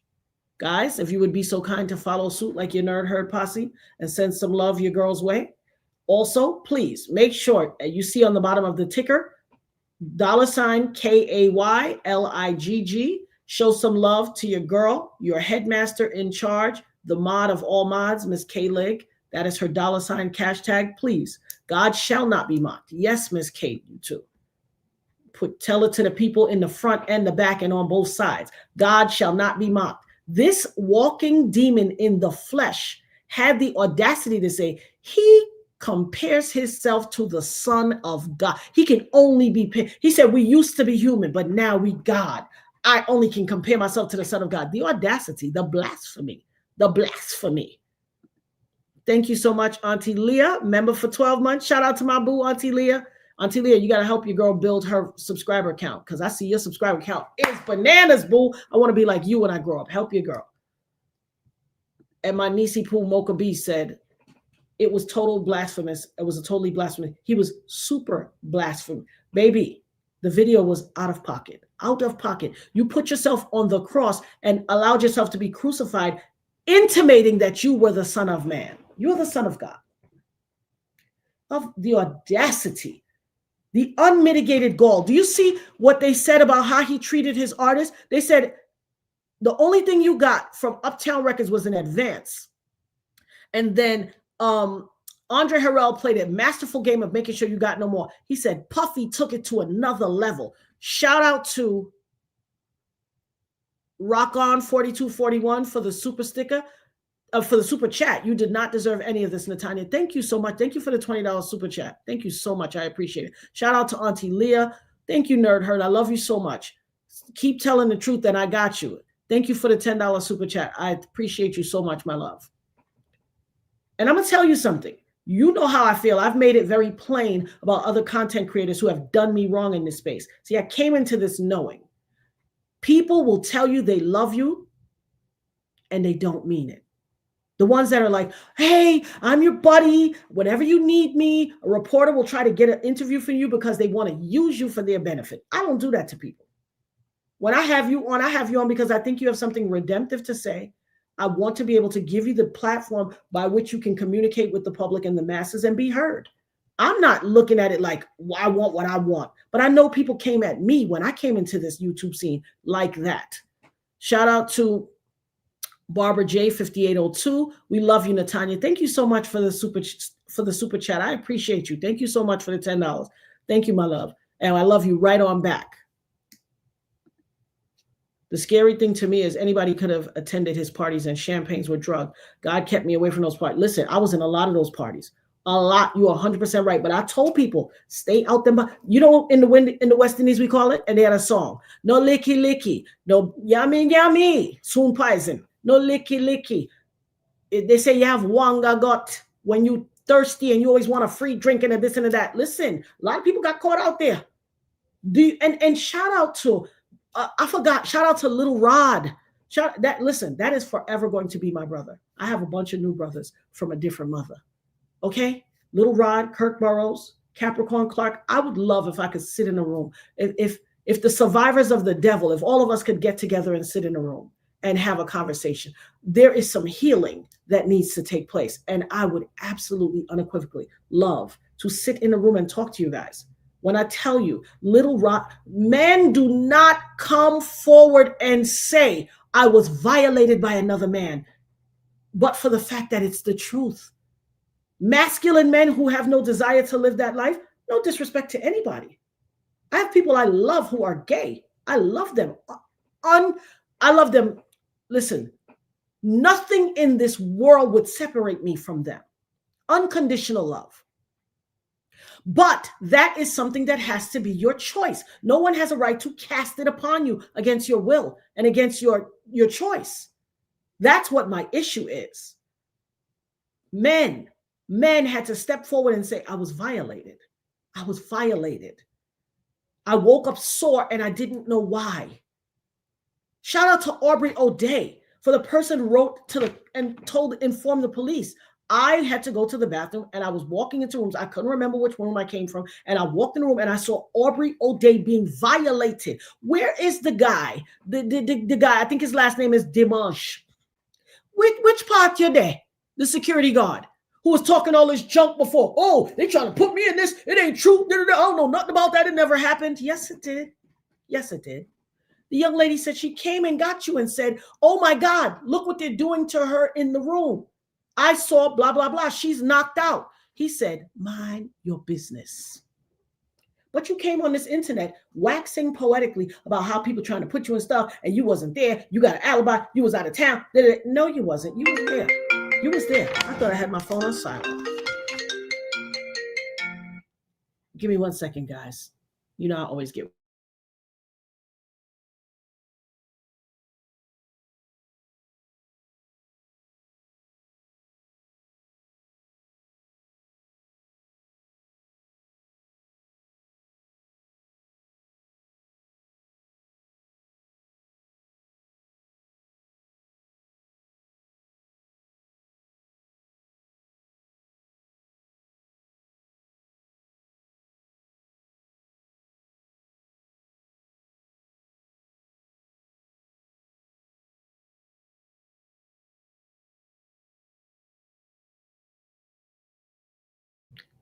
Yeah, I learned I had to do that thing from like Casino back in the days where the mafiosos used to do because y'all be up here reading my lips, like pettiness, but whatever. I missed some of the comments that just slid by. First of all, Little Rod, I have to always give a shout out to Little Rod. First of all, shout out to Leilani Arrington for the $5 super sticker. Thank you, my love. I appreciate you so much, baby. Let me tell y'all something. The pictures, this person G, old dogs don't change their stripes. Complacency breeds contempt. If somebody gets away with doing something dirty, and you heard the man in the opener of the documentary, we need to find somebody who's down with the dirtiest, the lowest of low, dirtiest of dirtiest. So we can spin propaganda. You heard him say it. I've been telling y'all forever, this man is a propaganda artist, but people don't want to listen to me. Y'all pick and choose who y'all want to listen to. Had anybody, I'm going to say it again. This documentary was not just about me. It was about a lot of people. It was about everybody who was victimized, as many people as they could illustrate.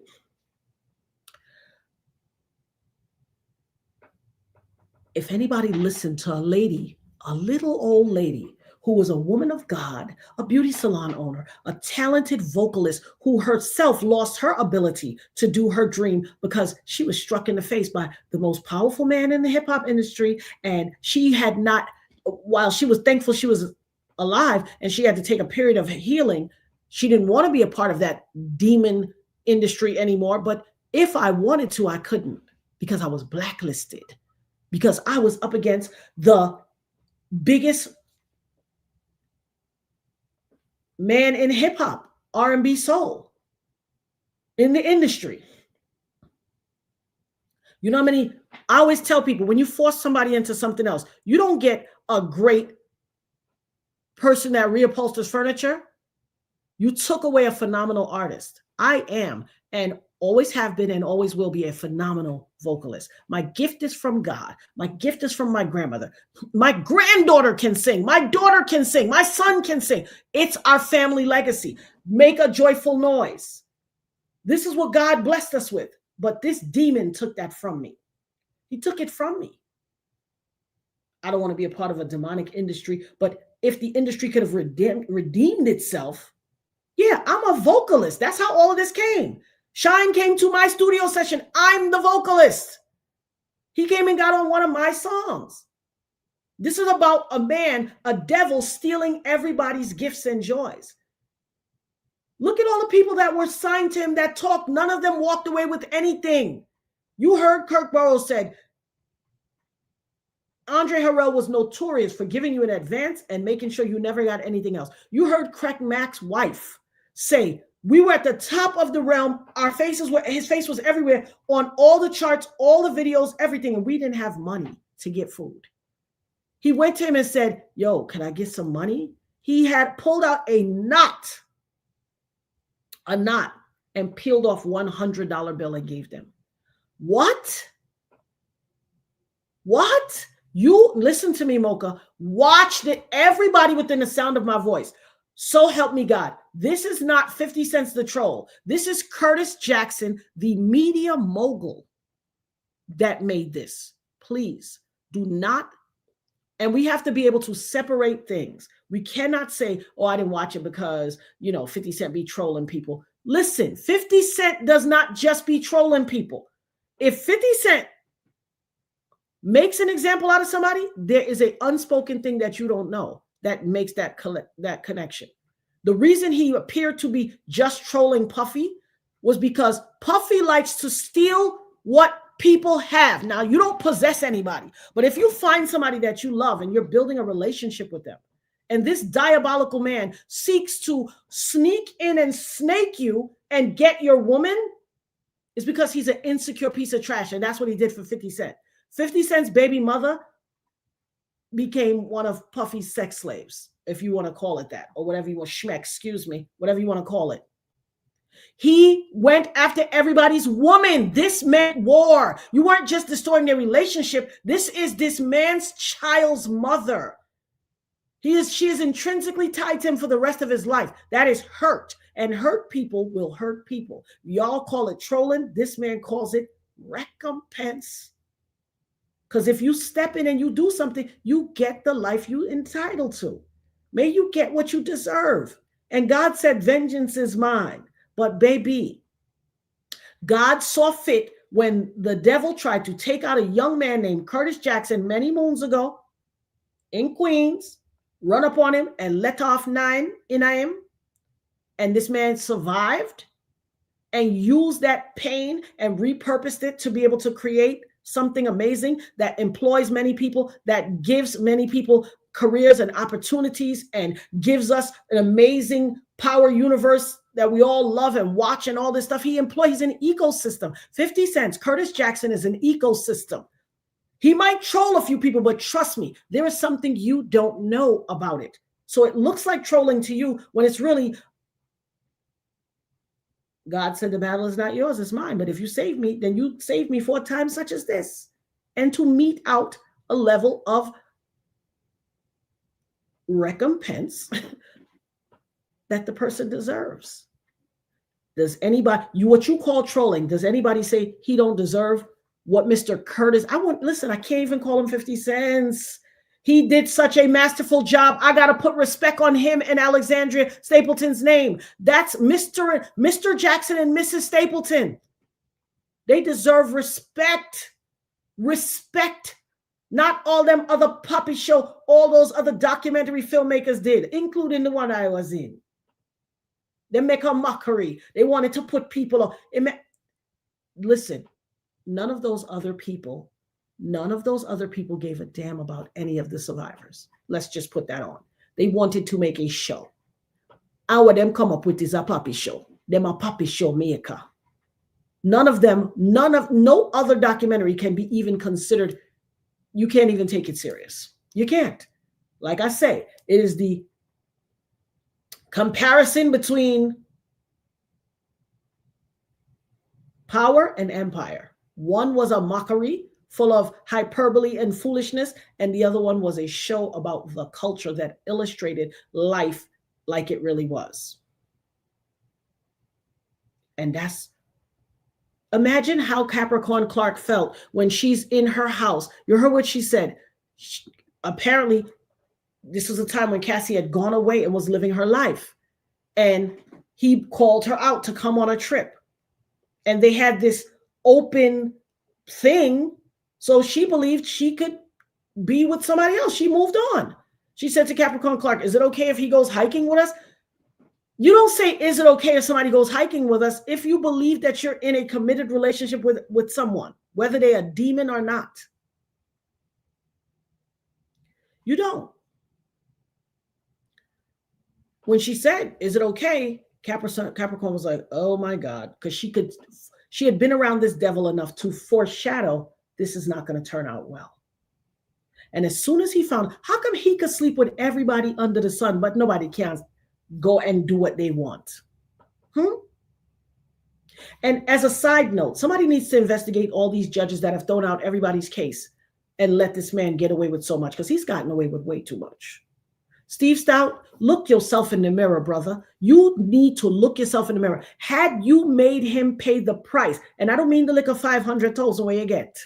Had you made him pay the criminal price and stopped him in his tracks, and had you stopped him in his tracks, 8 months later, he wouldn't have shot me. And J-Lo,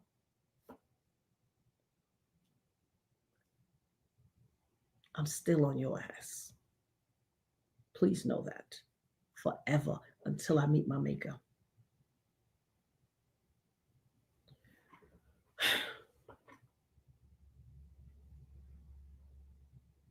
When I tell you there is so much, guys, drop your comments about different parts. There's so much. I'm trying to remember it all, and I don't want to overlook anybody. The fact that Little Rod had the wherewithal, and I owe him a shout out, because that is how I ended up making that TikTok that day. I was watching Tisa Tells do a reading of Little Rod's lawsuit. And that's when I heard him say, he admitted, oh, you think I'm a punk? I shot that lady. Y'all know he was a terrorist. Look how he kept calling Little Rod when Little Rod decided he was pulling out and he was going to step away from Puffy. After he asked for his money 1,000,000 times, and he was like, let me stay away from this guy because this dude is dirty. You see how Puffy kept calling him? Now, imagine you so wealthy, but you a bugaboo on somebody that you owe money to for producing an album. You won a Grammy Award, but you don't want to pay the person who produced such a, what you perceive to be a masterful album, because I ain't listened to it. I couldn't tell you what was on it. But you don't want to pay. You don't want to pay. Sounds like somebody we know. Trump, which he learned directly from Roy Cohn. They want to bleed people dry and never give them anything. They want to rob you of your craft, strip you of it, and not give you equal, pay you in kind. That is of the devil. You want something for nothing. There is nothing redemptive about that. It's a dirty way to be. What entitles you to the, and that is also energy harvesting. When you take of someone's time, skills, talents, and you don't pay them in kind. You don't pay them in kind. It is energy harvesting. For every time I got to call you and be like, yo, where my money? Where my money? You never paid me. The man said I'm still never getting money. But he had the wherewithal to memorialize everything in video. You see that video in the bathroom of G, where G got shot in the studio? My God, no one knows where G is. I'm sure he's gone. I'm sure he is in the upper room. So it's bad enough that you shot me 25 years ago. Now you and your son go in the bathroom and shoot somebody and walk out. The man said then walk out confident like, I know nothing. I just would do every day. Something is sick and devious. And the relationship between him and that son. You know, there was a time where people keep saying, oh, this is Wolf's son. This is Wolf's son. And I was like, Misa's light skin. It could be her genetics that we see that has him looking like that. But more and more, I'm starting to say it's a possibility that that is Wolf's son. He was running with him. Him and Wolf used to have this level of camaraderie. And then after you wipe him off of the earth,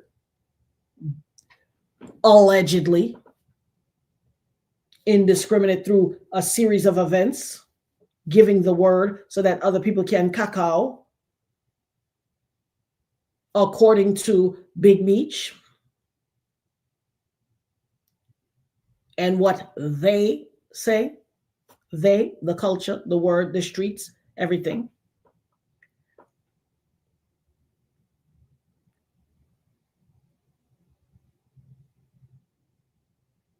All the time, Diddley's like to say next, and he loves to place human bets. Oh yes, honey. He is using humans like commodities to bet and trade, and we are commodities to him. He is a energy harvester. All of us that went through this thing, everybody that got hurt, you see what they said? There's a road to Puffy that leads in the wake. There's a bunch of bodies that lay in the wake. That statement, and I'm paraphrasing. I'm not saying it exactly how he said it, but that statement was so profound. It's the truth. He is using, he learned from someone. We can only speculate on who that was, that humans are commodities that he can use for to energy harvest. This man is an energy harvester. If you can't see that he was harvesting people's energy, whether it was their talent, their skills, their ability, all that, I know I was a sacrifice. It was not just the end of the year. And the reason that we are at this point and he is having a reckoning is because the biggest sacrifice he was going to make. See, it wasn't just, it's about numbers. Those of you who are unfamiliar with something called, it just slipped my mind. Why my mind? Y'all know what I'm talking about. It just slipped. Gematria. Gematria was brought to my attention, and I've been watching Gematria for years. Years, I say. There's a lot of people that be like, oh, that's not true. Yeah, you don't know anything. You still believe in Santa Claus and the Easter Bunny. There is a whole world out here that is not the world that you guys see. Do not trust your eyes.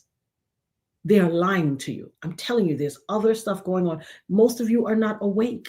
Some of you, not my nerd herd, y'all are awake. That's why you're here, because this is a land of people who are awake. But trust me, there are a lot of you who are not awake. You still believe everything you see. You still believe everything they say on the nightly news. You don't understand that that is a propaganda tool of the CIA created to lead the masses astray and to espouse whatever they want you to think. I remember the first day of journalism class when I was in college. This professor came in, he was already disrespectful and nasty, but he said, everything you think you know, throw it out the door. What you think you know is the furthest thing. What you hear in the nightly news is the furthest thing from the truth. It is news speak. Look it up. I'm sure you can Google news speak, and let me Google it. He says it's news speak, but he was so reviling and friggin' nasty as a person. I didn't want to be in his class, so I got up and I walked out. But I'm sure there was much for me to learn.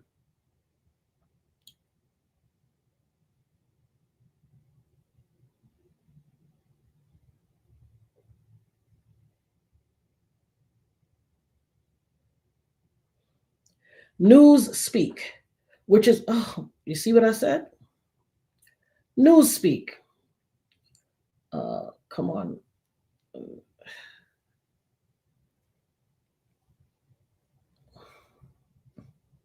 In the dystopian novel 1984, also published as 1984 by George Orwell, news speak is the fictional language of Oceania, a totalitarian superstate, to meet the ideological requirements of INGSOC, English socialism.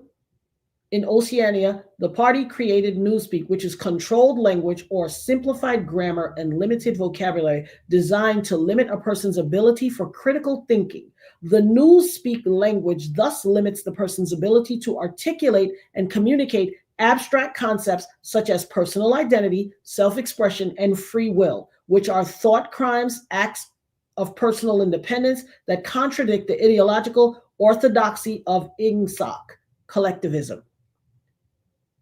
Newspeak. In the appendix of the novel, The Principles of Newspeak, Orwell explains that Newspeak follows most rules of English grammar, yet is a language characterized by a continually diminishing vocabulary. Complete thoughts are reduced to simple terms of simplistic meaning.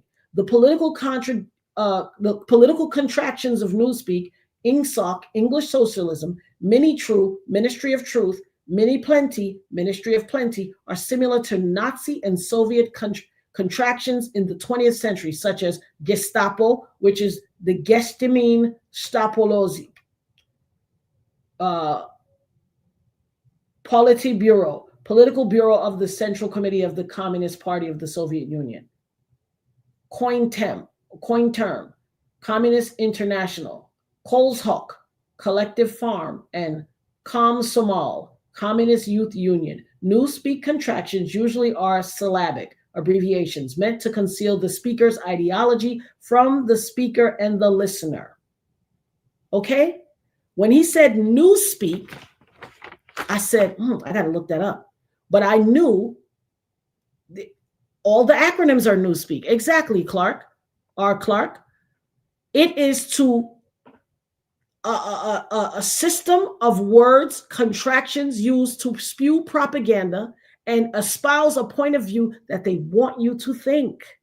Not what is really real, what they want you to think. Think of all the countless stories you've heard on the news and you've been like, oh, that's messed up. And you fall for it every time. And then somebody comes and sticks a microphone in your face and say, what do you think about such and such and such? And you fall for the okie doke that they just spewed. And you're like, that's messed up, man.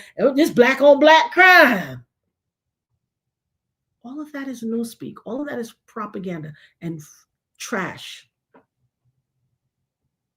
Look, yes, over 30 years of hurt and pain, even when Tupac is mentioned. Absolutely. You see what they said? He was so jealous.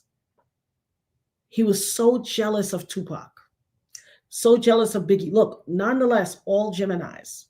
Perhaps something, I got to look and see what the other people's, signs were.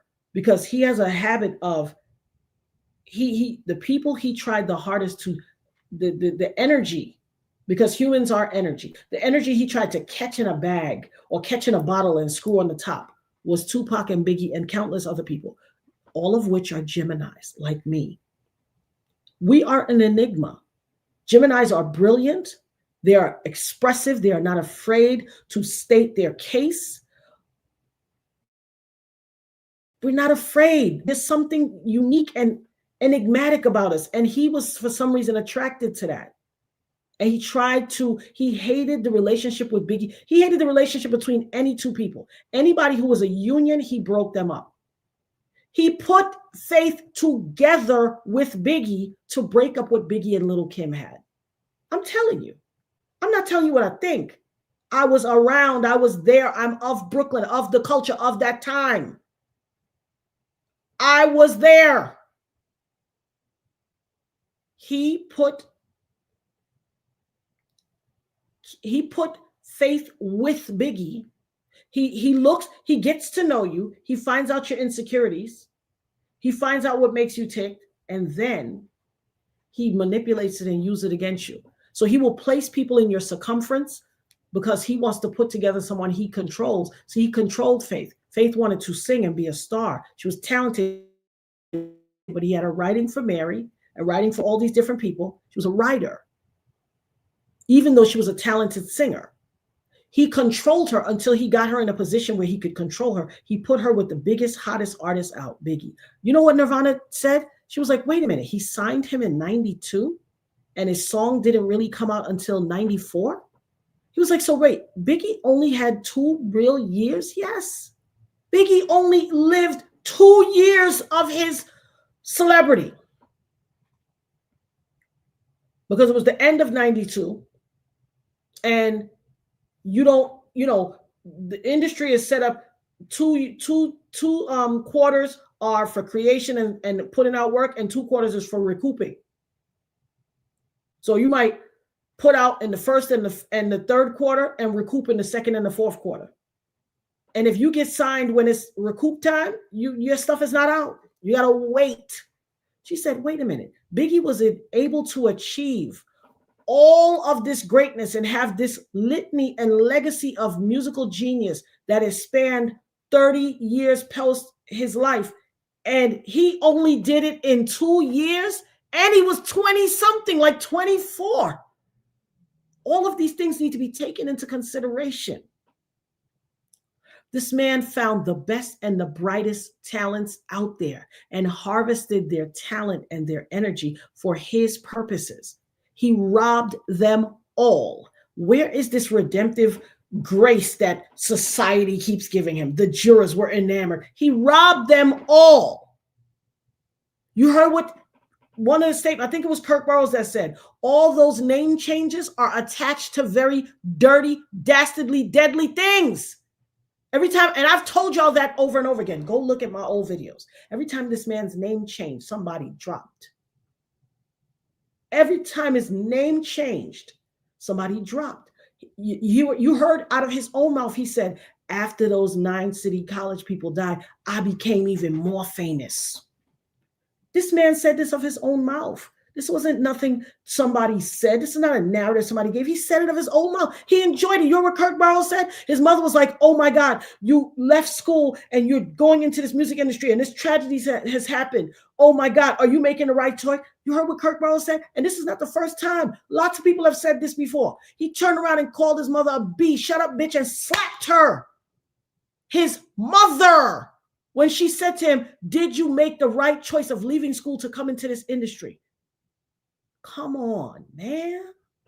Somebody got to convince y'all that this guy ain't right.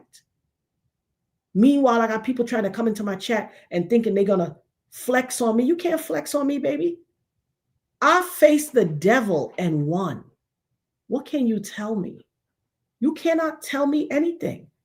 And I tell people all the time, I wrote a paper on it in college, that people getting shot has the ability to do a couple of things. It can make you humble, grateful, and very insightful, and almost an introvert, or it can make you have this extroverted, cocky, faster than a speeding bullet Superman complex, which is very dangerous and deadly. A lot of people get the other. I thank God that I got the humility side of it. To face down the devil and win is nothing short of a feat of miracle in and of itself. To face down something that was intrinsically created to destroy life. A gun and a bullet was created for nothing other than to take life and destroy a living beings, whether it was an animal, whether it was a human. It is to take life. Nobody says I want to shoot you to harm, to shoot you and leave you living. A gun and a bullet was created to take life. And even the devil in that I beat, because you didn't take my life from me. Curtis Jackson beat that devil. It didn't take his life from him. And we were able to get this. It took somebody who wasn't, 2 people. A lot of people, I'm not taking the fear that lives in a lot of those people said in their own free will, I am afraid. I was afraid. Hey, Margie, how you doing, Fluffy, my baby? What's up, my love? I was afraid. I was afraid. A lot of people said that. The only 2 people I know that ever faced the devil named Puffy and wasn't afraid was me and Curtis Jackson. 50 Cent. Only two people that I ever heard not afraid. Everybody else is afraid. I'll be looking at people like this cat that used to wear polka dots and hop and be dancing back and forth in Kwame's video and Stacey Lattisaw. Him can't scare me. No. No. Me not afraid of that boy there at all. The only two people in this world that I know that said out their mouth, I ain't scared of Puffy. It's me and Curtis Jackson. Everybody else had their stuff to say and their experiences. And I'm not taking that away from nobody because their experiences, they were able to see things with their own eyes that gave them a justifiable fear of the devil. He's the devil. He's the devil. But I've never been afraid of him, and I never will be. You didn't hear me say the people that coming on my house. This was, what day was this? It was like 2 weeks ago, a week and a half, maybe 2 weeks. I was standing inside of Dollar Tree, and Dollar Tree not down the block from my house. I had to drive there. I was standing in Dollar Tree, and he was coming in my house, his minions. Because that's what he does. He pays people to do his dirty work. See, you have to have a reprobate heart and low vibrational frequency to go do this dirty man's minions. You heard him say, we need to find the people who was down with the dirtiest of dirty, low, dirty. Somebody go tag Mr. Curtis Jackson, Mr. 50 Cents, and send this video to him. Somebody go tag Kirk Burrows and send this to them. Somebody go tag Alexandria Stapleton.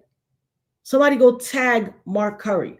Somebody go tag Little Rod or anybody. All of these people, Capricorn Clark, listen to me. I give them X amount of props and love. And Joy, I'm sorry, your last name slipped my mind, Joy. But Joy, the woman who he raped, all of the people, Cat Williams, somebody tag Cat Williams and send him this. See, this reckoning was a work of God. These were people who were ordained by God to fight the giant and take him down. I should call us David Incorporated. Y'all know why? Because I got a sling and a pocket full of rocks. We all do. Me, Mr. Curtis Jackson, sir. I'm going from now on, Mr. Curtis 50 Cent Jackson. I won't even dare and disrespect that man by calling him 50 Cent. Now I'm going to put some respect on that name. He slayed Goliath. Because David killed Goliath with a sling and a stone. He took that sling and that stone and, baby, annihilated that behind him. And he deserved every bit of it. He deserved it. He has done too much.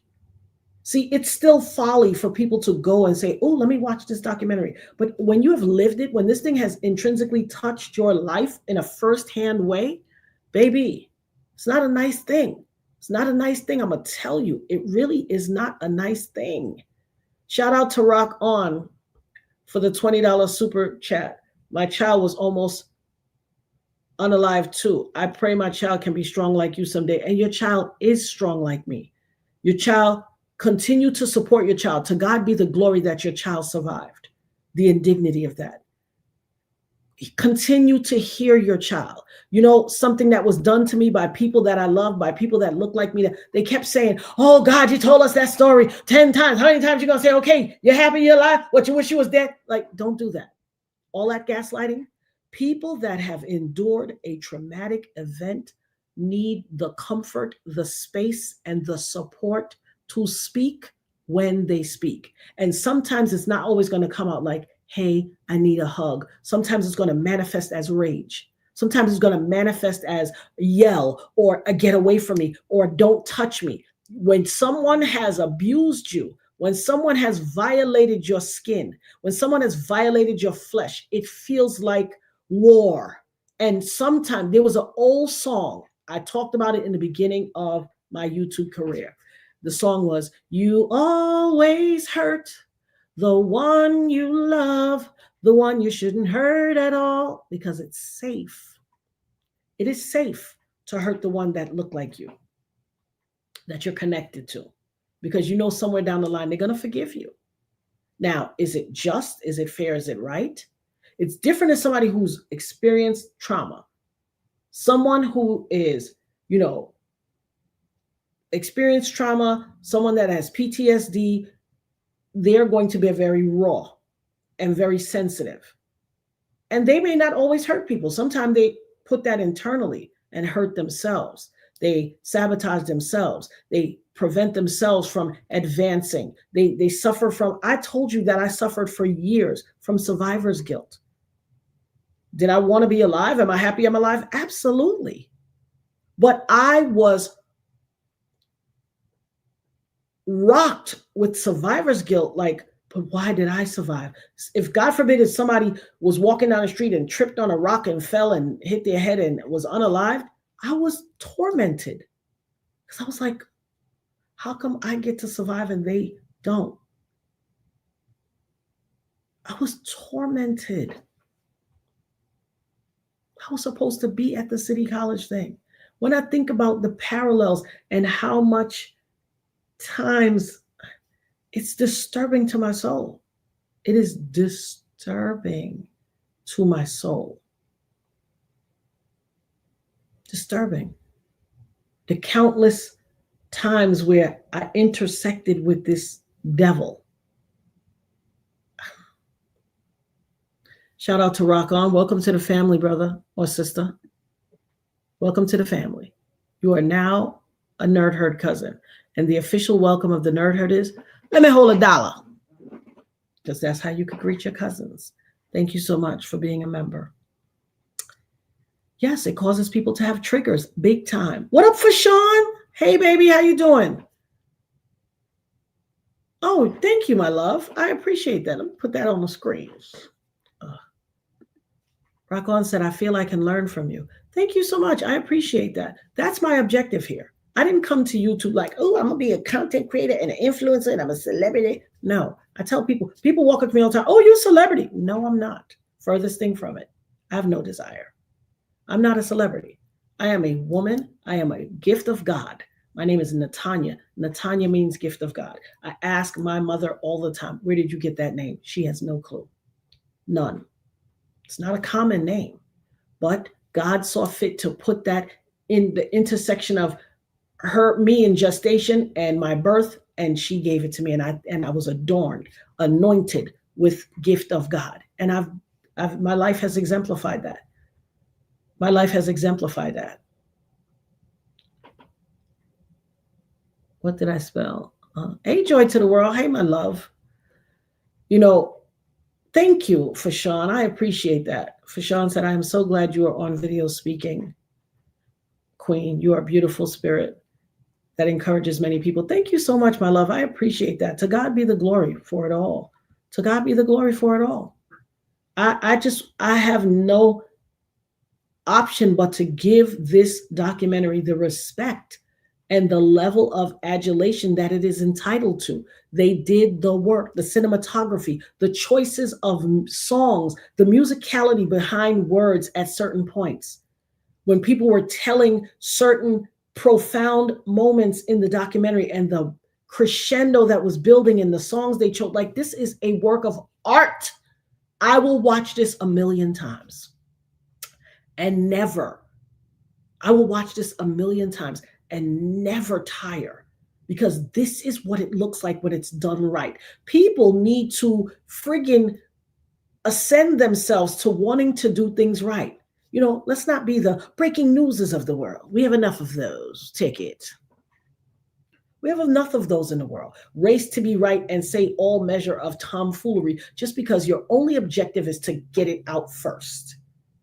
Race to be first. You don't care about truth. You don't care about doing the work. You know why this documentary took so long? Because they did the actual research and spoke to the people who, how many times Kirk Burroughs was in lots of other documentaries, but they didn't highlight this man. And he is the key. He is the ticket to it all, but they wanted to highlight other people. The girlfriend in one of them, she was like, he got in my face, but he didn't hit me, but he was close. But I felt afraid, but he got in my face and but he didn't touch me, but he was close to, like, that's what y'all want to highlight. All these documentary, other filmmakers, you're colorists. It was resplendent with light bright, damn near white, but not facts and not words. You just was colorist. You wanted something that looked, visually stimulating, ethnically ambiguous. That's what you are. You need to pay attention. You need to hear these words, take it and reflect. That's what you did. You will have a firsthand account from a living survivor in your documentary. And you got other people talking all this stuff, hyperbole and all this, ain't saying nothing. But you got a firsthand account from a survivor who faced the devil and won. And you got them not saying nothing. After you interviewed them for hours, you got about 5 hours worth of footage, but you chose to put, really? You're a savage, a whole lot of savages. You wanted to, and I'm going to say right now, beyond a shadow of a doubt, a lot of people came at me with these requests to interview me. And I did quite a few interviews. I went where I felt like my voice would be, whether the intention of the person requesting the interview was pure or not. I went where I felt like the echo chamber would push my point of view out into the masses. Understand, if you think you used me, you did not use me. You cannot use me. I will allow myself, I will sacrifice myself for the greater good. I went where I knew an echo chamber existed and where my point would get out to the masses, because I had substantive things that need to be heard. But you never use me. Anytime you think, say you use me, you're a fool. Okay? You don't run things. In the immortal words of Mr. Roger Rubin, my great husband, you think you run things? You don't run things, star. You run around things. You thought you came to use me for the sole purpose of disqualifying me from being able to testify in the court of law. That is why a lot of those people requested my interview. So you know who they were working for? Puffy side. A lot of people came to request an interview from me, but for the sole purpose of making it so that disqualifying me from being able to talk because I was interviewed in a public arena. Okay? Please know that the people in your life who are coming to request things of you, and in somewhere in your deepest pits of your soul, it doesn't resonate. There you go, K-Leg, because it wasn't about facts. It was about sensationalism. Come on, headmaster. That's why you're the headmaster of the school, because you know the really real. Y'all better get some love to my girl K-Lig. Y'all see on the bottom of the screen, $ KAYLIGG is her cash tag on Cash App. Show some love. Show some love. And you said a whole mouthful. They wanted sensationalism. Mr. Curtis 50 Cent Jackson and Miss Alexandria Stapleton, hope I'm saying your last name correct, wanted facts, receipts, and correct change. Did you see how much facts they put in? They didn't bother filling the screen with hyperbole and sounds, and they put facts. You saw all of Kirk Burroughs' handwritten notes. The man wrote out when for the Biggie, when Biggie went to LA, he was supposed to go to Europe, how Puffy made him rent from Hertz, and he wrote every penny that, this man deserves every, God, may you go back in, you don't even have to go back in time because you omnipresent, omniscient, and omnipotent. May you look in the Kirk Burroughs file of life and see back when he was a child, when he wanted a silver 10-speed or a mountain bike or a car or Rock'em Sock'em Robots or whatever. Grant all of his wishes in retrospect, Lord. Everything, every desire that this man has had, give him the ability to create, give him a windfall of money, and let him create a record deal and do it right for people who want to be treated right in this industry. Not just a record company, God, a distribution arm also, because that's what the real deal Holyfield is, a distribution arm. Let him bypass all of the parasites of the recording industry and push them out the way, and let him be the clearinghouse where talented people go to share their gifts. Yes. Grant him safety and security, longevity and health in his life, Father God. Oh my God. Shout out to Joy Dickerson, I believe that's her last name, mother, for writing that letter back in 1992, or I think it was 92 or 91. The letter, baby, the letter. And listen, if Mr. Curtis 50 Cent Jackson could, and Miss Alexandria Stapleton could have gone and found all of these people with all of these pertinent, actual, tangible, written, memorialized in time pieces of facts and receipts, so could all of the other documentary filmmakers. They didn't want to. They wanted to make a bacchanal. They wanted a puppy show. Them never want truth. They didn't care about survivors. Them wanted a puppy show. I remember the person coming back from my documentary that I was in. It was like, what did you think? I said it was trash. She said, what? You didn't like it? Absolutely unequivocally not. You used me. It was trash. I hated it. It was trash. And and let me just tell you, for anybody out there, content creator or anybody thinking that, Kayla, let me get the disclaimer again. Mr. Curtis 50 Cent Jackson, Mr. Curtis 50 Cent Jackson, all praise and respect to you, brother. All praise and respect due. I only wish I would have came a calling. Your girl is level-headed, insightful. Oh, I would have been a lovely blessing. And here's the deal. It's your project and you had every right to handle it accordingly the way you saw fit. Thank you for not doing the dastardly deed of telling the story and erasing the pivotal part of my point, of my thing. I'm stating facts. I don't care who's out there like, she thinks it's about her. No, I don't think it's about me because I didn't ask for this hand in life. But what I do know is before Cassie came along, the three biggest cases in hip hop was the death of Tupac, the death of Biggie, and me getting shot. The three biggest cases in hip hop. Argue with your mother, not me. I'm stating facts. Put a 1 in the chat if I'm stating facts. Until this lawsuit, until Cassie put out her lawsuit and this whole thing exploded, and God made me put up 4 numbers for four things for a reason, because those are the 4 biggest legal cases in hip hop. Tupac, Biggie, me, and now the reckoning. Argue with your mama. Put a 1 in the chat if I'm saying facts. I'm saying what it absolutely is. You go argue with your mother. You think I asked for this? No, I had plans and desires. I was one of those little kids like, when I grow up, I had plans and desires. I was a formally trained dancer, studied under the illustrious Iyanla Vanzant. Yes, Iyanla Vanzant is a dancer, amazing dancer. In addition to all the other things, Iyanla Vanzant was my dance teacher and my mama Fran. Okay? I grew up with her children. Me and her son Damon were in the same class. We grew up together. Her daughters Jamia and Nisa, younger than me. We all grew up together. I'm spitting facts. My daughter said, Mommy, your life would be an amazing movie. You have had so many experiences, so many. You're right. Yeah, I have.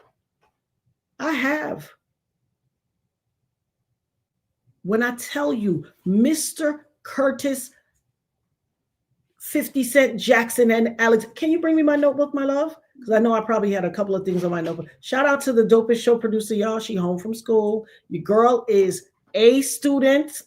Let's give some love. Let me give a round of applause for your girl, your internet niece. She went to school and did what she was supposed to do, y'all. Students going to school and doing what they're supposed to do. Honey, let me tell you something. My girl, The tuition money, well spent, baby. Well spent. Because my God, when I tell her, say she do our thing, grades on grades on grades. And I'm super proud of her. You should be proud of your internet, the Dopest show producer. She is amazing. Yes, Ayanna Van Zandt was my dance teacher. I was a formally trained dancer. My gift for singing came naturally from my grandmother and God. Listen here, renew your Netflix. That's right. Joy to the World said, I wasn't going to renew my Netflix account. However, I will now. Say hi to your nerd herd family, Nohana. Hi, everyone. She said, hi, everyone. Yeah, she making it happen. You hear me? When I say she getting it done, my girl is getting it done. A student. I wrote down a few short notes. Yeah, I said, Mr. Curtis 50 Cent Jackson, because I will never just call that man 50 Cent ever again. He was, I wrote down, formidable opponent. See, it took a formidable opponent to beat the devil, to beat Hashatan, to beat Shaitan, to beat Kaiser Sose, to beat the devil, Lucifer.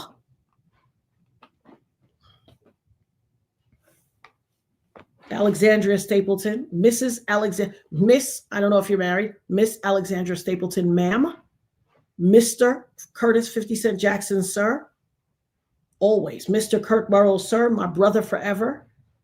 Little Rod, my brother forever. Capricorn Clark, my sister forever. Joy Dickerson Neal, my sister forever. We share something. We all belong to a club. None of us signed up to join. Everyone, Little Rod, everybody who had the wherewithal to step forward, step out and say something. And for all those people like, oh, it's privileged information, they can't use it. No. See, in order to slay the giant, in order to come with your sling and your stone and draw back your bow and booyah, baby, the only way that you slaughter a giant is with, like the Bible says, the righteous are bold like a lion. I am woman, hear me. You have to have somebody who is willing to roar. The only person in the industry who was equipped to be a formidable opponent and to slay this giant, this Herculean demon, was Mr. Curtis 50 Cent Jackson, sir, and Miss Alexandria Stapleton, ma'am. And they deserve every ounce of my respect and your respect. Listen to the musical selections when certain people are speaking. You took him, is he chained? Can you unchain him? The music selection and the team at Netflix, the music, the editing, baby. If it wasn't for the fact that Netflix will then draw the screen small and put it in the corner while the credits are running and show you, this selection, did you like it, not like it, interested, or I loved it, I would have watched all of the credits. In fact, I'm going to figure out a way to go back and watch the credits full screen, because a lot of people, and then I'm going to make a list of people's names if I have to take pictures, and I'm going to call their names.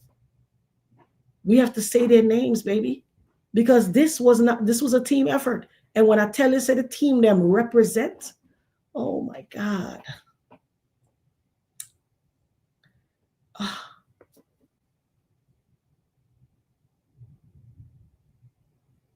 When I tell you, say, people was like, oh, how could he Murad Morali?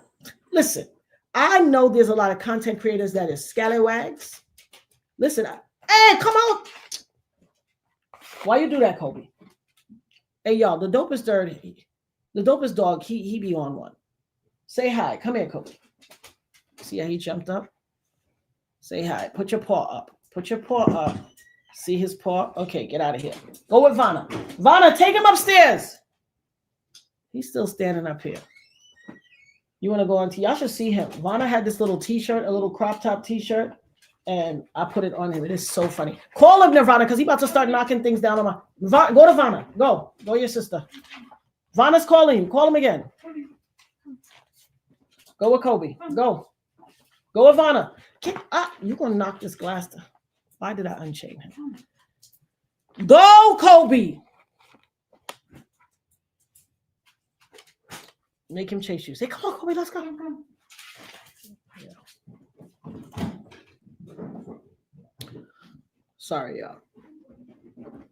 Yeah, thank you. I think episode 1 or 2 and 3, they showed me twice. And I'm gonna tell you something about that olive green sweater. My attorneys told me to go find. They was like, "Do you have anything that's like pea green?" And I was like, "No." And they were like, "Go find a pea green sweater and wear that." Was it my attorneys or the producers for the thing? Somebody, whoever was, I think it was the attorneys, but they told me to get a pea green sweater. I don't know why, and I remember that sweater.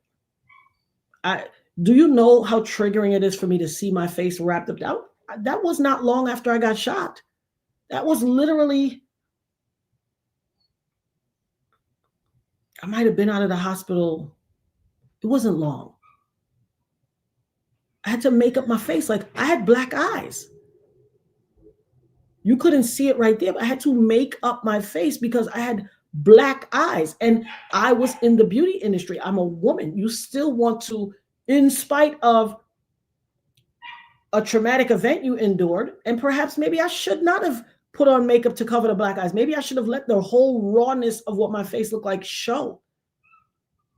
But I still put on makeup because I didn't want people to see how bad I looked. Like, my eyes were completely blacked because the impact of a bullet hitting you in your face, it made both my eyes black. I did that. I did the press conference then because prior to that, when I had something they call nasal tampons. They shoved this big thing up your nose. It stood off of my face. The only thing I can compare it to is when they were doing, what is that? Star Trek New Generation or something like that. And there was one of those things. He had these big nostril things, like it stood off his face and it went up into his forehead. These huge things. Yeah, listen, I still endure these medical issues because I don't have a nasopharynx. You know, when you look up your nose or you stick your finger in your nose, you feel that big bubble back there, that whole membrane and everything that goes with that membrane in your nose, and it serves a purpose in your body. It doesn't exist on this side. I still deal with to myself, I look different. People are like, "Oh, you look fine." I look fine based on what your assessment is of somebody who got shot in the face. You should have seen me then. I still deal with the fact that when I smile, I have a hump on my nose because it broke my nose, broke my cheekbone, shattered this whole area of my face. By the grace of God, God saw fit to leave me aesthetically whole, but I'm not internally whole. I'm not emotionally whole. I'm healed because this is the hard work over a quarter of a century that I did with myself. Many a times by myself. But shout out to all the people who stood by my side. I got a homegirl, Tish, baby. I was on the phone with Tish today. Tish was talking to me through what I told you. The person who, close to me said they said to me the other day. Tish was talking me through that. Like, Eb, you are an amazing, beautiful, dope person. You don't deserve that. You don't deserve that. You never deserved it. Talking me through it today. Tish was the person when all the lights, camera, action left after the last interview was done 25 years ago when I got shot, and society had decided Natanya against Puffy, and they decided whose side they was going to be on, and everybody was on his side, and I was over here like a ship sailing in the night by my damn self. Tish was there when I was limping around because not only did I get shot, but I got trampled and my medial meniscus was torn in my knee. And so I was in a boot and couldn't do nothing for myself. Couldn't stand up in the shower by myself. Shout out to my son, Donovan, that would put one of those those little fancy women's sleep masks. He would put that on and hold me up in the shower because he didn't dare want his eyes to catch his mother's skin. He was 10. He's 36 now. Shout out to my son, Donovan, for that. I had to bathe. Donovan would hold me up so I could take a shower, so I could wash my tunis. Okay? He didn't want his eye to cast upon him mother flesh, so he would put this sleep mask on and hold me through the shower curtain to hold me up. Shout out to Devon, my youngest, who waited on me hand and foot, who was the delicate age of 7, and literally said to me that night before I left to go to the club, "Don't go, Mommy, you're going to go up to the sky and I'm never going to see you again." This is what my 7-year-old child said to me. I carry these things forever. There is a level of guilt that lives inside of you. It's not a simple thing like, oh, I got shot one time, I was over, and then, I had a few years of suffering and it went over. No, this is a lifetime. This is a lifetime. When I look at my grandchild, when I look at all the people, I lost a nephew recently. That's part of why I wasn't online either. I lost a nephew recently. Shout out to my nephew, Kwabena Auku, an amazing, dope gentleman who is gone far too soon, but God saw fit to take him on to glory because he was probably too good for this earth. Shout out to my family. Shout out to my older sister, Yannick, whose child it is. Listen, love your people. The people around you,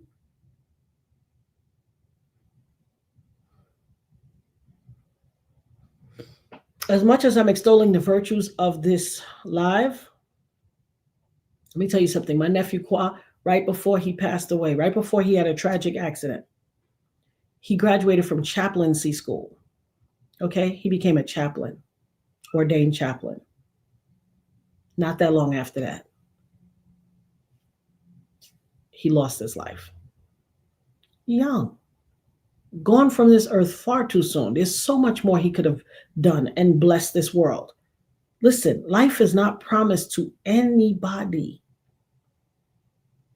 We are all just a fleeting moment in this thing called life. You got to make the best out of every single part of it. Things will happen to you. Like the scripture says, no weapon formed against you shall prosper. It doesn't mean nothing will come. It doesn't mean nothing will happen to you. I say it over and over again. It means if you walk according to my will, not my will, God's will, if you're walking according to his will and his way, weapons will be formed against you, but they shall not prosper against you. Things will happen, but if you walk according to God's will and his way, they won't prosper over you. No weapon formed against me shall prosper, thus saith the Lord. And any tongue that rises against me in judgment shall be condemned. For God is not the author of confusion. Sean Puffy Combs is the author of confusion and chaos, demonic activity, evil, devil, nefarious, malevolent, evil, nasty intent. He's the author of confusion. Everything he's done in his entire career, we've seen illustrated in this documentary, the author of confusion. You find the best of the best of the best. You gaslight them. Look at the email he sent to Aubrey O'Day. Back in the days when we emailed everything, I bet he didn't think it would come back to haunt him. She said 6 weeks after she received that and rejected and was like, no, I don't want to do it. She was fired. Every time somebody resisted him, look what Kirk Burroughs said. In no time, he was like, yo, this is wrong. You shouldn't be doing this. You should treat your artists better than this. We shouldn't be doing this to our artists. He was fired out of a company that he owns, actually, no less. Let's make that. Let me reiterate for those who came in later. Kirk Burroughs is the unsung hero here. Mr. Kirk Burroughs, sir, all respect and praise go to you, my brother. May God bequeath upon you all of your hopes and dreams. May other people with the power and access to wealth and resources see this documentary and support you and fund you so that you can come and create an empire of an amazing recording company where artists are respected, valued, and treated with the level of respect they're entitled to, We know it's possible. You can do it. You have shown yourself to be a man of humility, of good grace, of godliness. And I pray nothing but the best of all your hopes and dreams are laid upon you and bestowed upon you and laid at your feet. May the world be your oyster, sir. All praise and respect go to you for being resolute and not losing who you are as a man, not losing your integrity in the face of the devil. Holding fast to your integrity and your principles and your godliness for times such as this.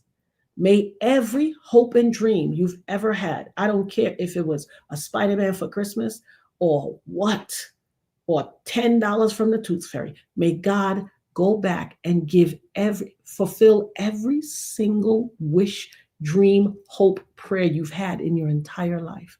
I listen, in full transparency, I sent a message, a DM to Kirk Burroughs after I finished watching that documentary. And I said, I will add you to my prayers for every day until I go home and meet my maker. Until God calls me to glory, and I'll get up and I pray for my entire family, Kirk Burroughs is in my prayers. And I mean that. I will also add Capricorn Clark, Joy Dickerson Neal. I will also add Little Rod. I will also add, and anybody else I can think of. I will add all those people to my prayers. Look at my baby. Look at my buddy, Archangel Michael. Shout out to you, Michael. I love you so much. I just want you to always know that you're always in my thoughts. Shout out to Michael for the super chat. May God bless you, Natanya Rubin. Thank you so much, Archangel Michael. I love you so much. You have no idea. I think about you all the time, honestly. Honestly. Thank you, Miss K, too. She said she renewed her membership. Yes, indeed, my love. Please. In fact, we will reconvene tomorrow and come back here to talk about it. Today, I wanted to extol the virtues of what I felt and what I saw and what my belief system and all of that. Tomorrow, we will come back and we will talk, and I will interact with you guys like I typically do, and we will discuss this whole thing because this thing is worthy of conversation. No one can deny. I don't care. Some people are like, I don't care about that. Then don't care about it. Then go away, go sit down, go turn the channel and go watch CNN or something else. Go away. Don't come here and announce to us that you don't care. Move on way. Find something else to do. There are many people whose lives were impacted, touched. Thank you, Miss K. Miss K to you said, I am so glad God spared your life, Natanya, for many reasons. I'm happy someone stood up to show the world the truth. Thank you so much. To God be the glory. Thank you so much. That means so much to me, especially since in this very week, someone tried to steal my joy. Less than a week ago. It's been less than a week. Someone close to me who's evil and the devil lives in their spirit as well, tried to steal my joy and said something so nasty, cut me so deep. But I want you to know, you don't own my joy.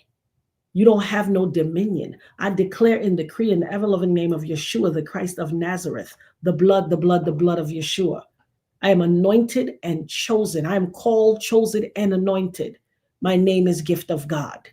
You have no dominion. I declare and decree in the ever-loving name of Yeshua, the Christ of Nazareth, Yahuwah, God the Father, and the Holy Spirit. No weapon formed against me shall prosper, and all tongues that rise against me shall be condemned. You don't own me. You have no authority over me and my joy.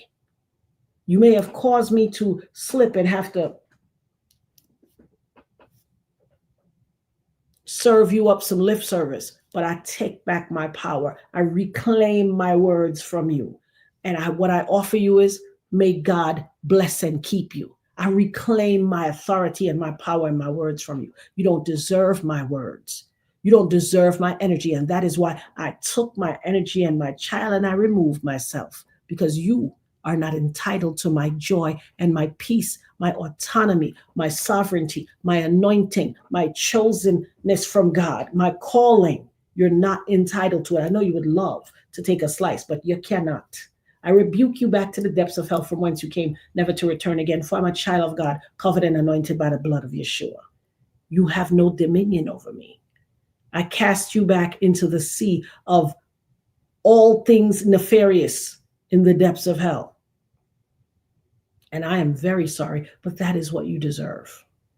Because you tried to cut me low from jealousy. The same demon spirit that exists in Puffy, the same level of jealousy, the same level of, I hate when somebody else looks like they're doing good, so I'm going to cut them low. You got it in you too. I rebuke you. I rebuke you. You have no dominion here. I'm covered and I'm anointed. Many are called, but chosen are few. I am one of his chosen. There's no doubt about it. Anybody who's ever met me, spent time with me, got to know me, experienced me, watched me on this YouTube or anywhere else knows it. You know it. That's why you're so dirty. That's why you cut low, because you know it. I'm an ever shining bright star, a radiant high vibrational frequency that you cannot stop. Puffy, the devil could not stop. The bullet could not stop. Nobody can stop. My reign here, when God calls me on to glory and I leave this earthly realm, I will go on to my next incarnation that he has for me in life, and my light will still be as bright and brilliant as ever. You can't put it out. So go back to your cobwebs and your corner and your misery and exist there. I'm so sorry you lost your son. Oh, I'm so sorry, Michelle, that you lost your son. Where did I? Everybody, let's give a little prayer to Michelle, please. Heavenly Father, we come to you today. All honor and glory are yours, Lord God. I extend my hand, Father God, to pray for our sister Michelle in this time where she is thinking about her son that you called unto glory. He was clearly too good for this world, Lord God. We ask that you continue to cover and keep, that you anoint, that you continue to hold and give grace and mercy to Michelle. So in her time of need, when the grief is too heavy and too intense, may the memories, Father God, that you have given her for her time that she had her son, may the memories envelop her like a warm hug and serve as a comfort to her pain and her sadness and her grief, Lord God. Father God, be a balm in Gilead and protect her in all of her days, and continue to allow her to remember the good and the joyful times with her son. In the ever-loving name of your son, Yeshua, the Christ of Nazareth, the blood over her, Father God, the Holy Spirit, and you, God the Father. Amen, amen, and amen, and Asheo. And may that serve as a comfort to you, Michelle, in your time of grief. And I want to say another prayer. I want to say a prayer for Mr. Curtis 50 Cent Jackson, sir. Mr. Kirk Burrows, sir.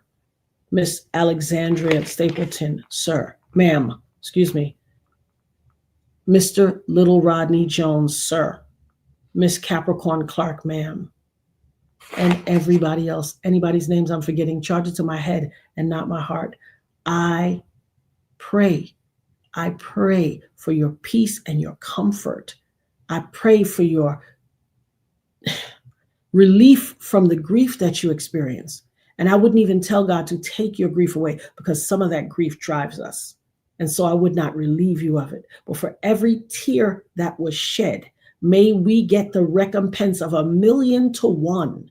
For every tear that any one of us, the survivors, Roger Bonds, everybody, Cassie, everybody, may Cassandra, I'm sorry, what is Cassie's last name again? Somebody put Cassie's last name in the chat. It just slipped my mind. Psalm 91, Ephesians 1, may God give you comfort and peace and love. It's Ephesians 6:12. What is Cassie's last name again? Cassandra, I can't remember. But Cassie Ventura, thank you so much, Michelle. Cassandra Ventura, ma'am, because you had the wherewithal to say no more.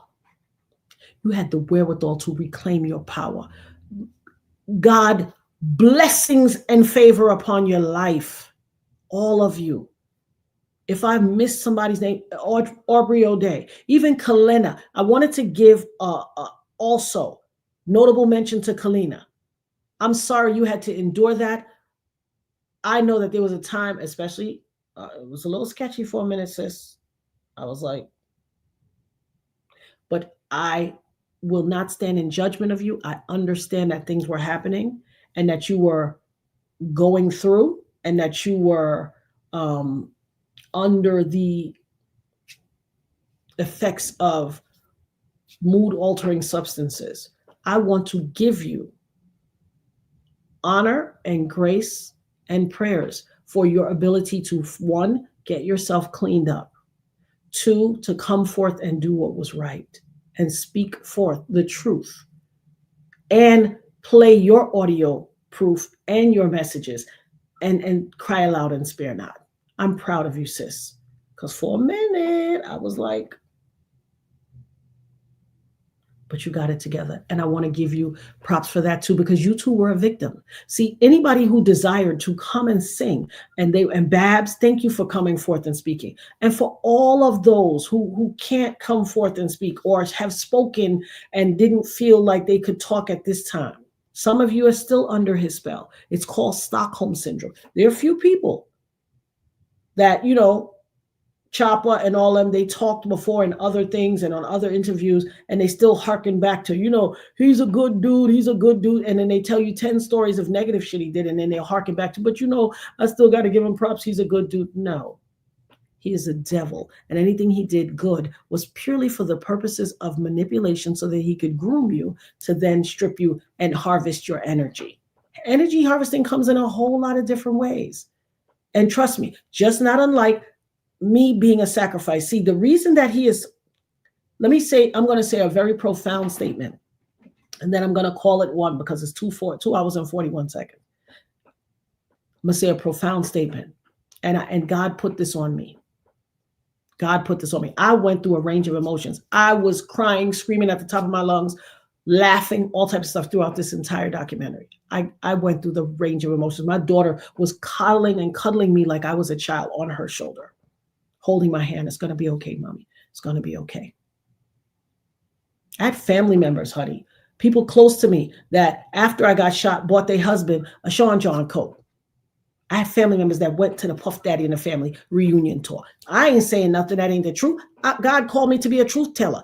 People that know me, that's watching, know. The proof is out there in social media. Those people have never apologized to me for those things, but they will stand in judgment of me reacting to something. But I forgive them because I'm a child of God, covered and anointed by the blood of Yeshua, the Christ of Nazareth, the Holy Spirit, and God the Father. And I'm not a grudge holder, but I'm a prophet. I'm going to cry aloud and spare not, and I'm going to speak the truth. Anything you got a problem with me saying, you have to take it before God and lay it at the altar. You did it. If I'm saying something that's not true, strike me down. You did it. You can't be mad at me for saying it. Now, I've spared you for years. I never mentioned that. I've spared you. In all my talkings, go on my channel and see if you see me saying that anywhere. But the truth is the truth, and the truth shall set you free. And I commit to being free. I have always. And I'm going to cry aloud and spare not. And what I'm saying is the truth. Let he who finds me to be speaking a lie or untruth step forward. I will have you on my platform so you can come and give your telling. What I have said is the Almighty God's honest truth. The truth and nothing but. He tried to sacrifice me. This man believes in the occult and all kinds of demonic dwellings and dealings. You see all them red light and all that stuff. You saw all that crypt talk and all that, and a check for $1 million, and this one got slicked out of $1 million. Because what you gonna do if you commit a crime in association with somebody and you get promised $1 million and the person get the $1 million and don't send you your part? What you gonna do? You can't call the cops. Dirty dealings get dirty results. You do dirt, you get dirt. In the immortal words of Mr. DMX, Mr. Darkman X, you do dirt, you get dirt. Evil begets evil. Wickedness begets wickedness. So he learned in his nefarious demonic dealings that if you take a life, you harvest the energy of that soul and you will elevate in their dark magic world, in their witchcraft warlock world. Well, guess what? Not only was I a sacrifice for him to get to the next level, but I was the sacrifice for the end of a millennia. It wasn't just him trying to escalate to the next level. He was leaving one millennia, 100-year period, and walking to the next 100-year period. December 27, 1999. He tried to take me off of the earth at the end of the millennia, at the beginning of the year 2000. I was going to be his year 2000 sacrifice, but guess what? We are here watching a documentary called The Reckoning because your sacrifice never got through. You didn't win. You see, you bucked up on a real one. You bucked up on God's property, baby, gift of God. And I stood in the face of devil, of evil, and said, Father God, don't take me. I am not finished doing your work, Lord God. I have to raise my children, God. I have your work to do. Don't take me. I learned after getting saved that you speak life or speak death. And the first thing out of my mouth was speaking life. I passed the test. How many of y'all are passing your tests? When God puts something upon you, how many of y'all speak life or speak death over your situation? The reason I'm here, December 27th will make 26 years later. The reason I'm here 26 years later is because I always speak life. And by no means am I perfect. Oh, baby, I'm not perfect. But baby, the power of the tongue. Life and death is in the power of the tongue. I spoke life. I declared and decreed. Father God, I'm not done raising my children. I have to do your work. Don't take me. And I told y'all what happened to me. As soon as the door bust open, just like on Star Trek when they say, beam me up, Scotty, and they particulate and they pixelate and they dissipate into invisibility and they transform and transmute to another place. That's what was happening to my body. And as that front door, people started to run out and the front door opened and that cold December 27th morning rushed in, freezing. It came to my body and passed through me like I was a loosely knit sweater. Because it is my sincere belief, while you're looking at a physical, tangible, I could pinch myself and feel it, form of flesh, I am spirit. I am more spirit than I am flesh. I'm not the only one. There's quite a few of us here on this earth. I am more spirit than I am flesh. The flesh remains, but I am energy. I'm vibrational frequency, high vibrational frequency. So when I greet you and I'm like, greetings, grand rising, and you still insist, good morning, I know who you are. You low vibrational. Because I don't say grand rising to be Hotep. I say grand, although nothing is wrong with Hotep.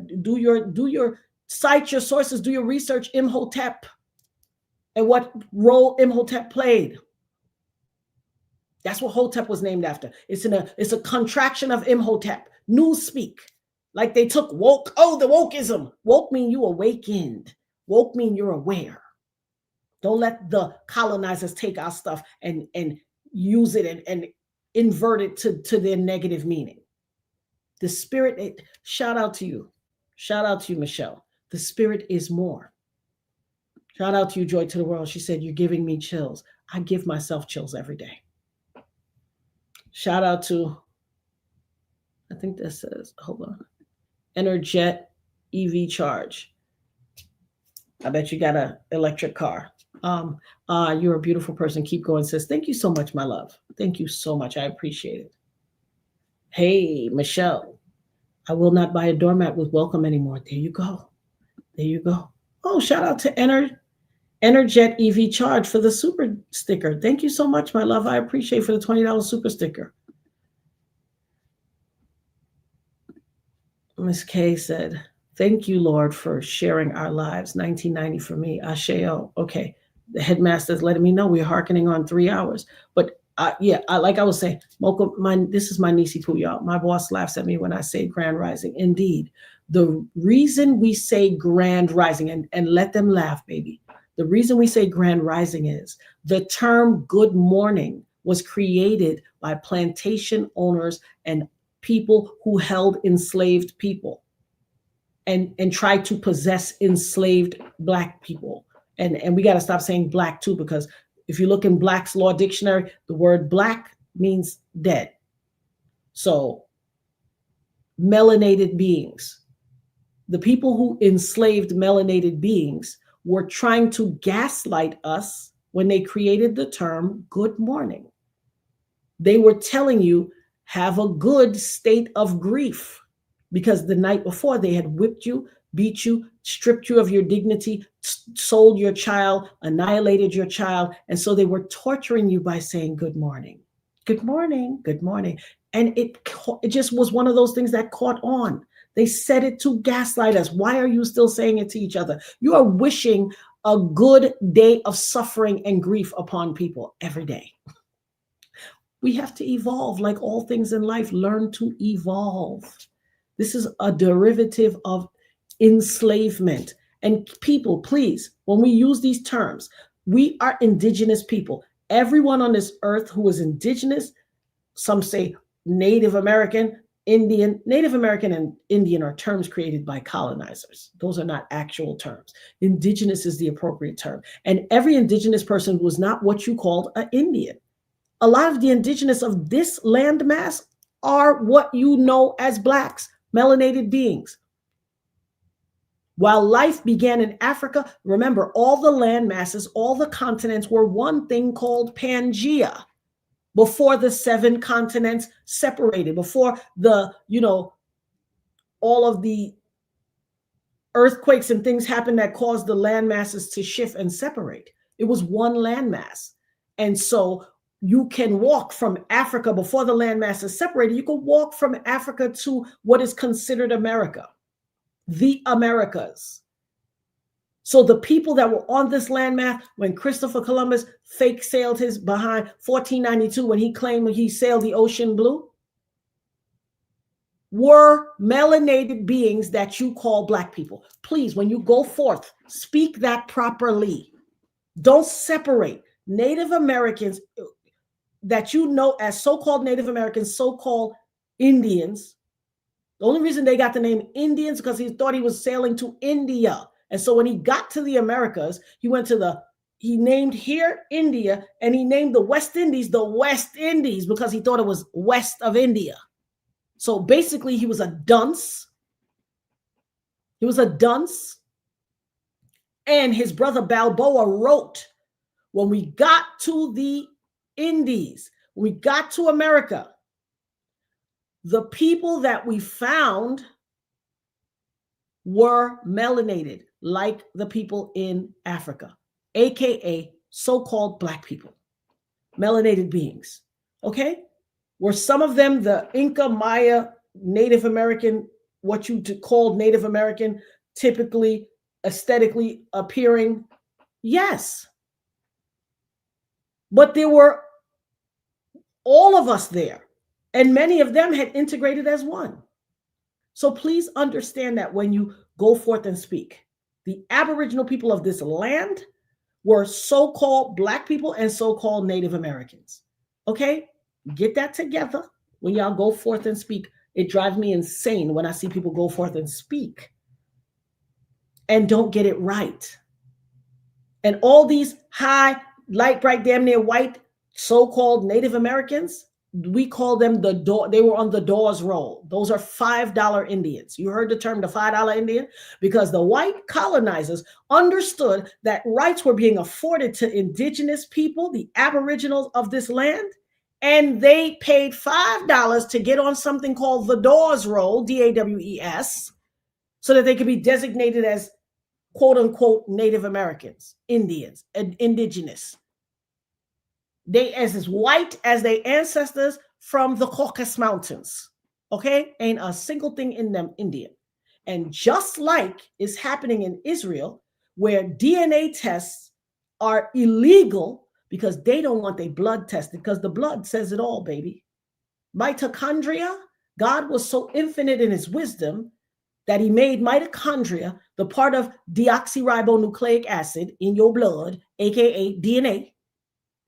The mitochondria, that's why they say mama's baby, papa's maybe, because you can trace your lineage back through your mama's, papa's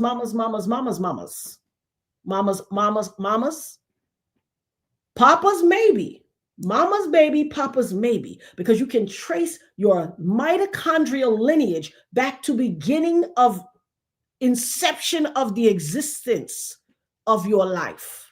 You can trace it back. So keep that in mind.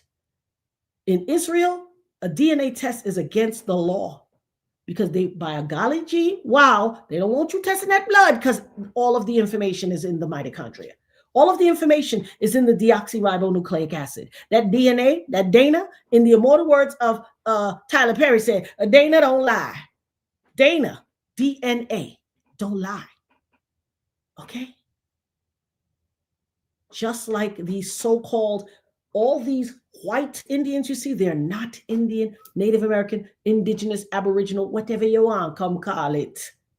I know them.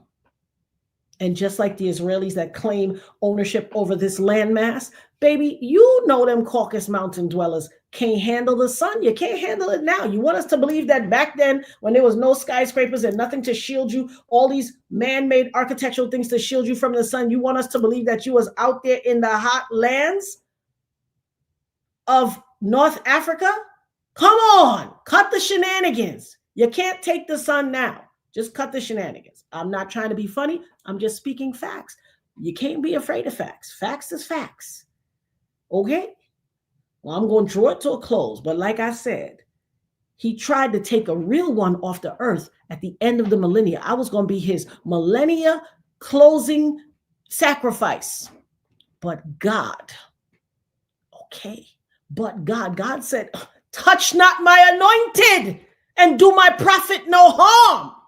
Baby, Netanya of God, gift of God. He said, touch not my anointed and do my prophet no harm. You think I'm going to let you take out this one? And I've anointed her for good and great things. I have protected and called and chosen this one. And you think, say, you're going to come and mash it up and wipe it away at the end of the millennia, no less? No. It naga so. He kept me for a time such as this. He kept Mr. Kurt Burrows, sir, for a time such as this. He kept Miss Joy Dickerson Neal, sir, ma'am, for a time such as this. He kept Mr. Little Rod Jones, sir, for a time such as this. He kept Miss Capricorn Clark Queens, ma'am, for a time such as this. He kept Mr. Curtis 50 Cent Jackson, sir, for a time such as this. I'm sure Miss Alexandria Stapleton have gone through things in her life. He kept her for a time such as this. He kept Roger Bond for a time such as this. He kept Cassie for a time such as this. Miss Cassandra Ventura, ma'am, for a time such as this. He kept all of us who belong to a club none of us signed up for. The victims of the devil club. None of us asked for that. And trust me, it doesn't come. Once you survive, don't make it the end. Y'all know what I was dealing with before I took this little month, maybe a month and a half, 2 months break. I had dead birds on my porch. The day of the sentencing. Y'all was live with me. Anybody who doesn't know or who wasn't here, go back and watch the live on the day of the sentencing. There was a man and a woman flying a drone outside my house. Those of you who was here with me in the chat, put a 2 in the chat if I'm telling the truth.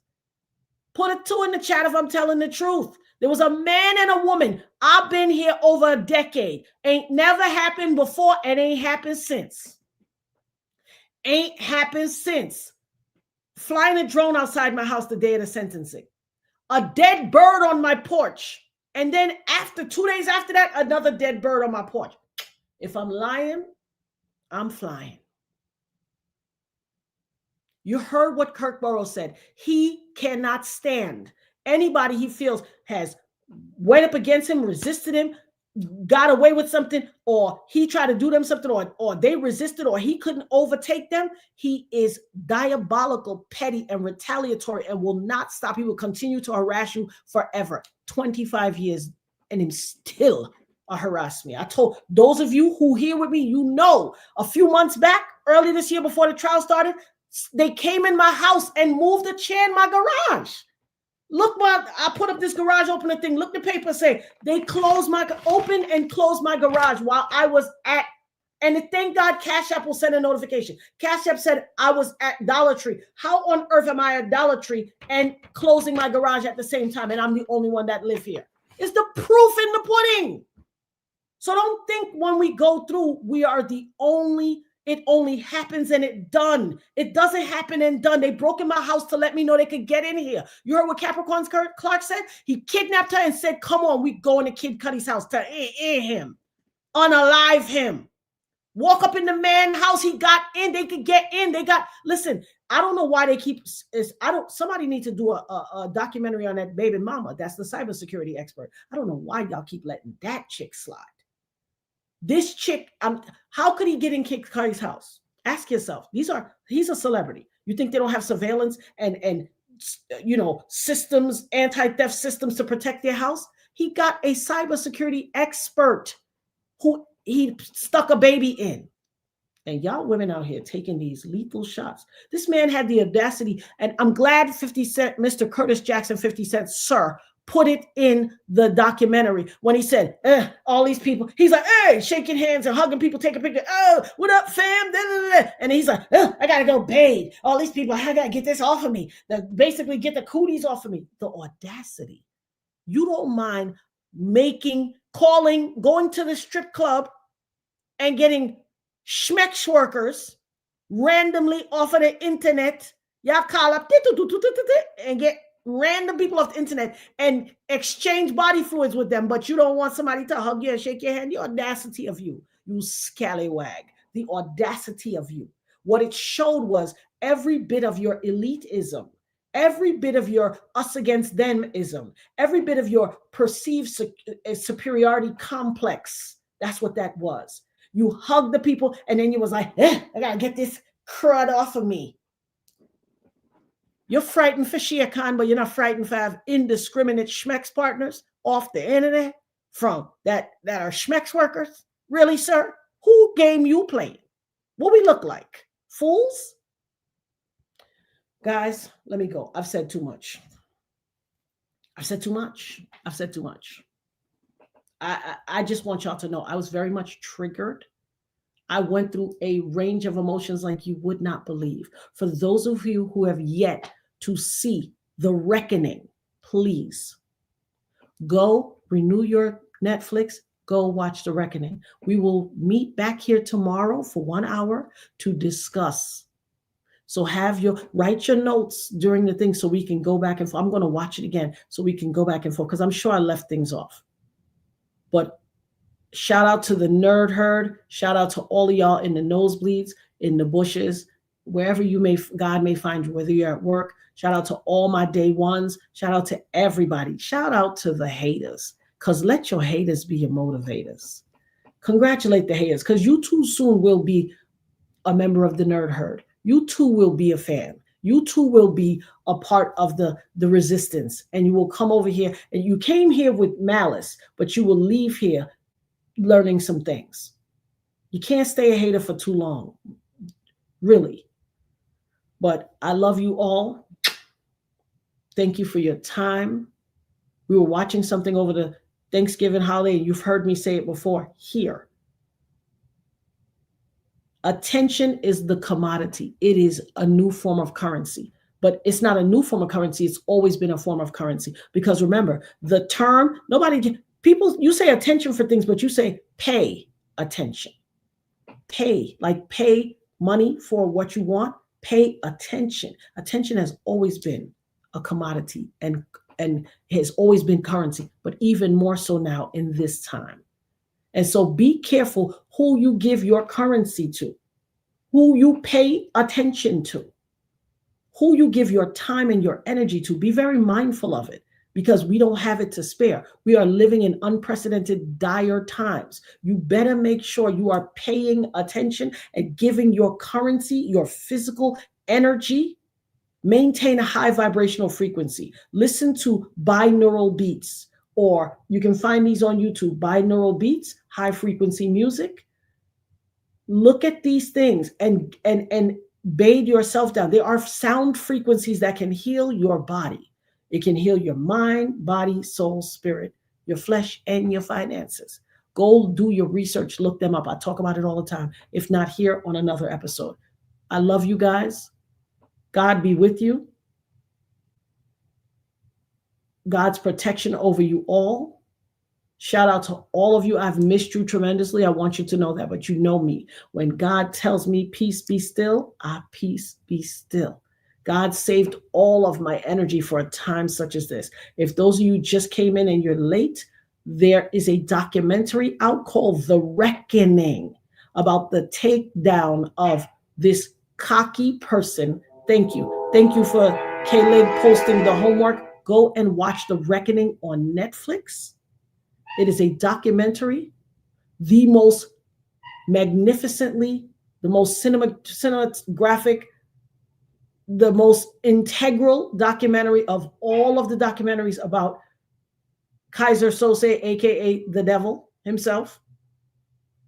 It was well thought out. It took time. It was well researched. The cinematography, the music, the score.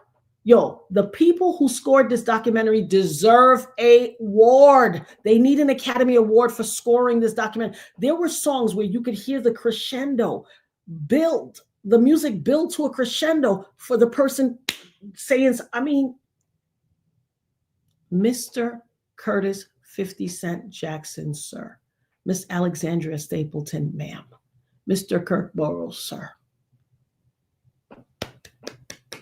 Let me go out with a resounding job well done. I got to give you another round. And to this, my people, my nerd herd, I love you all. Be well. Thank you. Hey, part of my friendship, you can watch us in the replay. Make sure you like, share, subscribe, tell a friend, post it to your socials. Let's get this channel moving. You know, the Hackation. You know the Hackation. We at 10,300 and something. Few people backed off because, you know, they don't like truth. And to all, by all means, go where your heart leads you. If you don't feel a sense of camaraderie and parity with what I say here, free yourself. Go ahead and free yourself. But for those who are with us, our ride or die, our, you know, regular subscribers, our family, our Nerd Herd family, thank you for being here with me. If you have not subscribed, you know, the analytics show us who's subscribed and who's not. If you have not subscribed, take today to subscribe. K-Lig and I talked. We're going to get it together. We're going to get it together, and we're going to make this channel exactly what it's supposed to be. And we want your support. And there are many people who can learn. We can exchange information like we've been doing. Please, by all means, join on board, tell a friend or 2 or 10, and come back and see us again. We're going to sign off for now. As y'all know, in the immortal words of my grandma, the amazing Vivian Amelia Mead, tomorrow, please God, Lord willing, and the creek don't rise. Love y'all. Peace.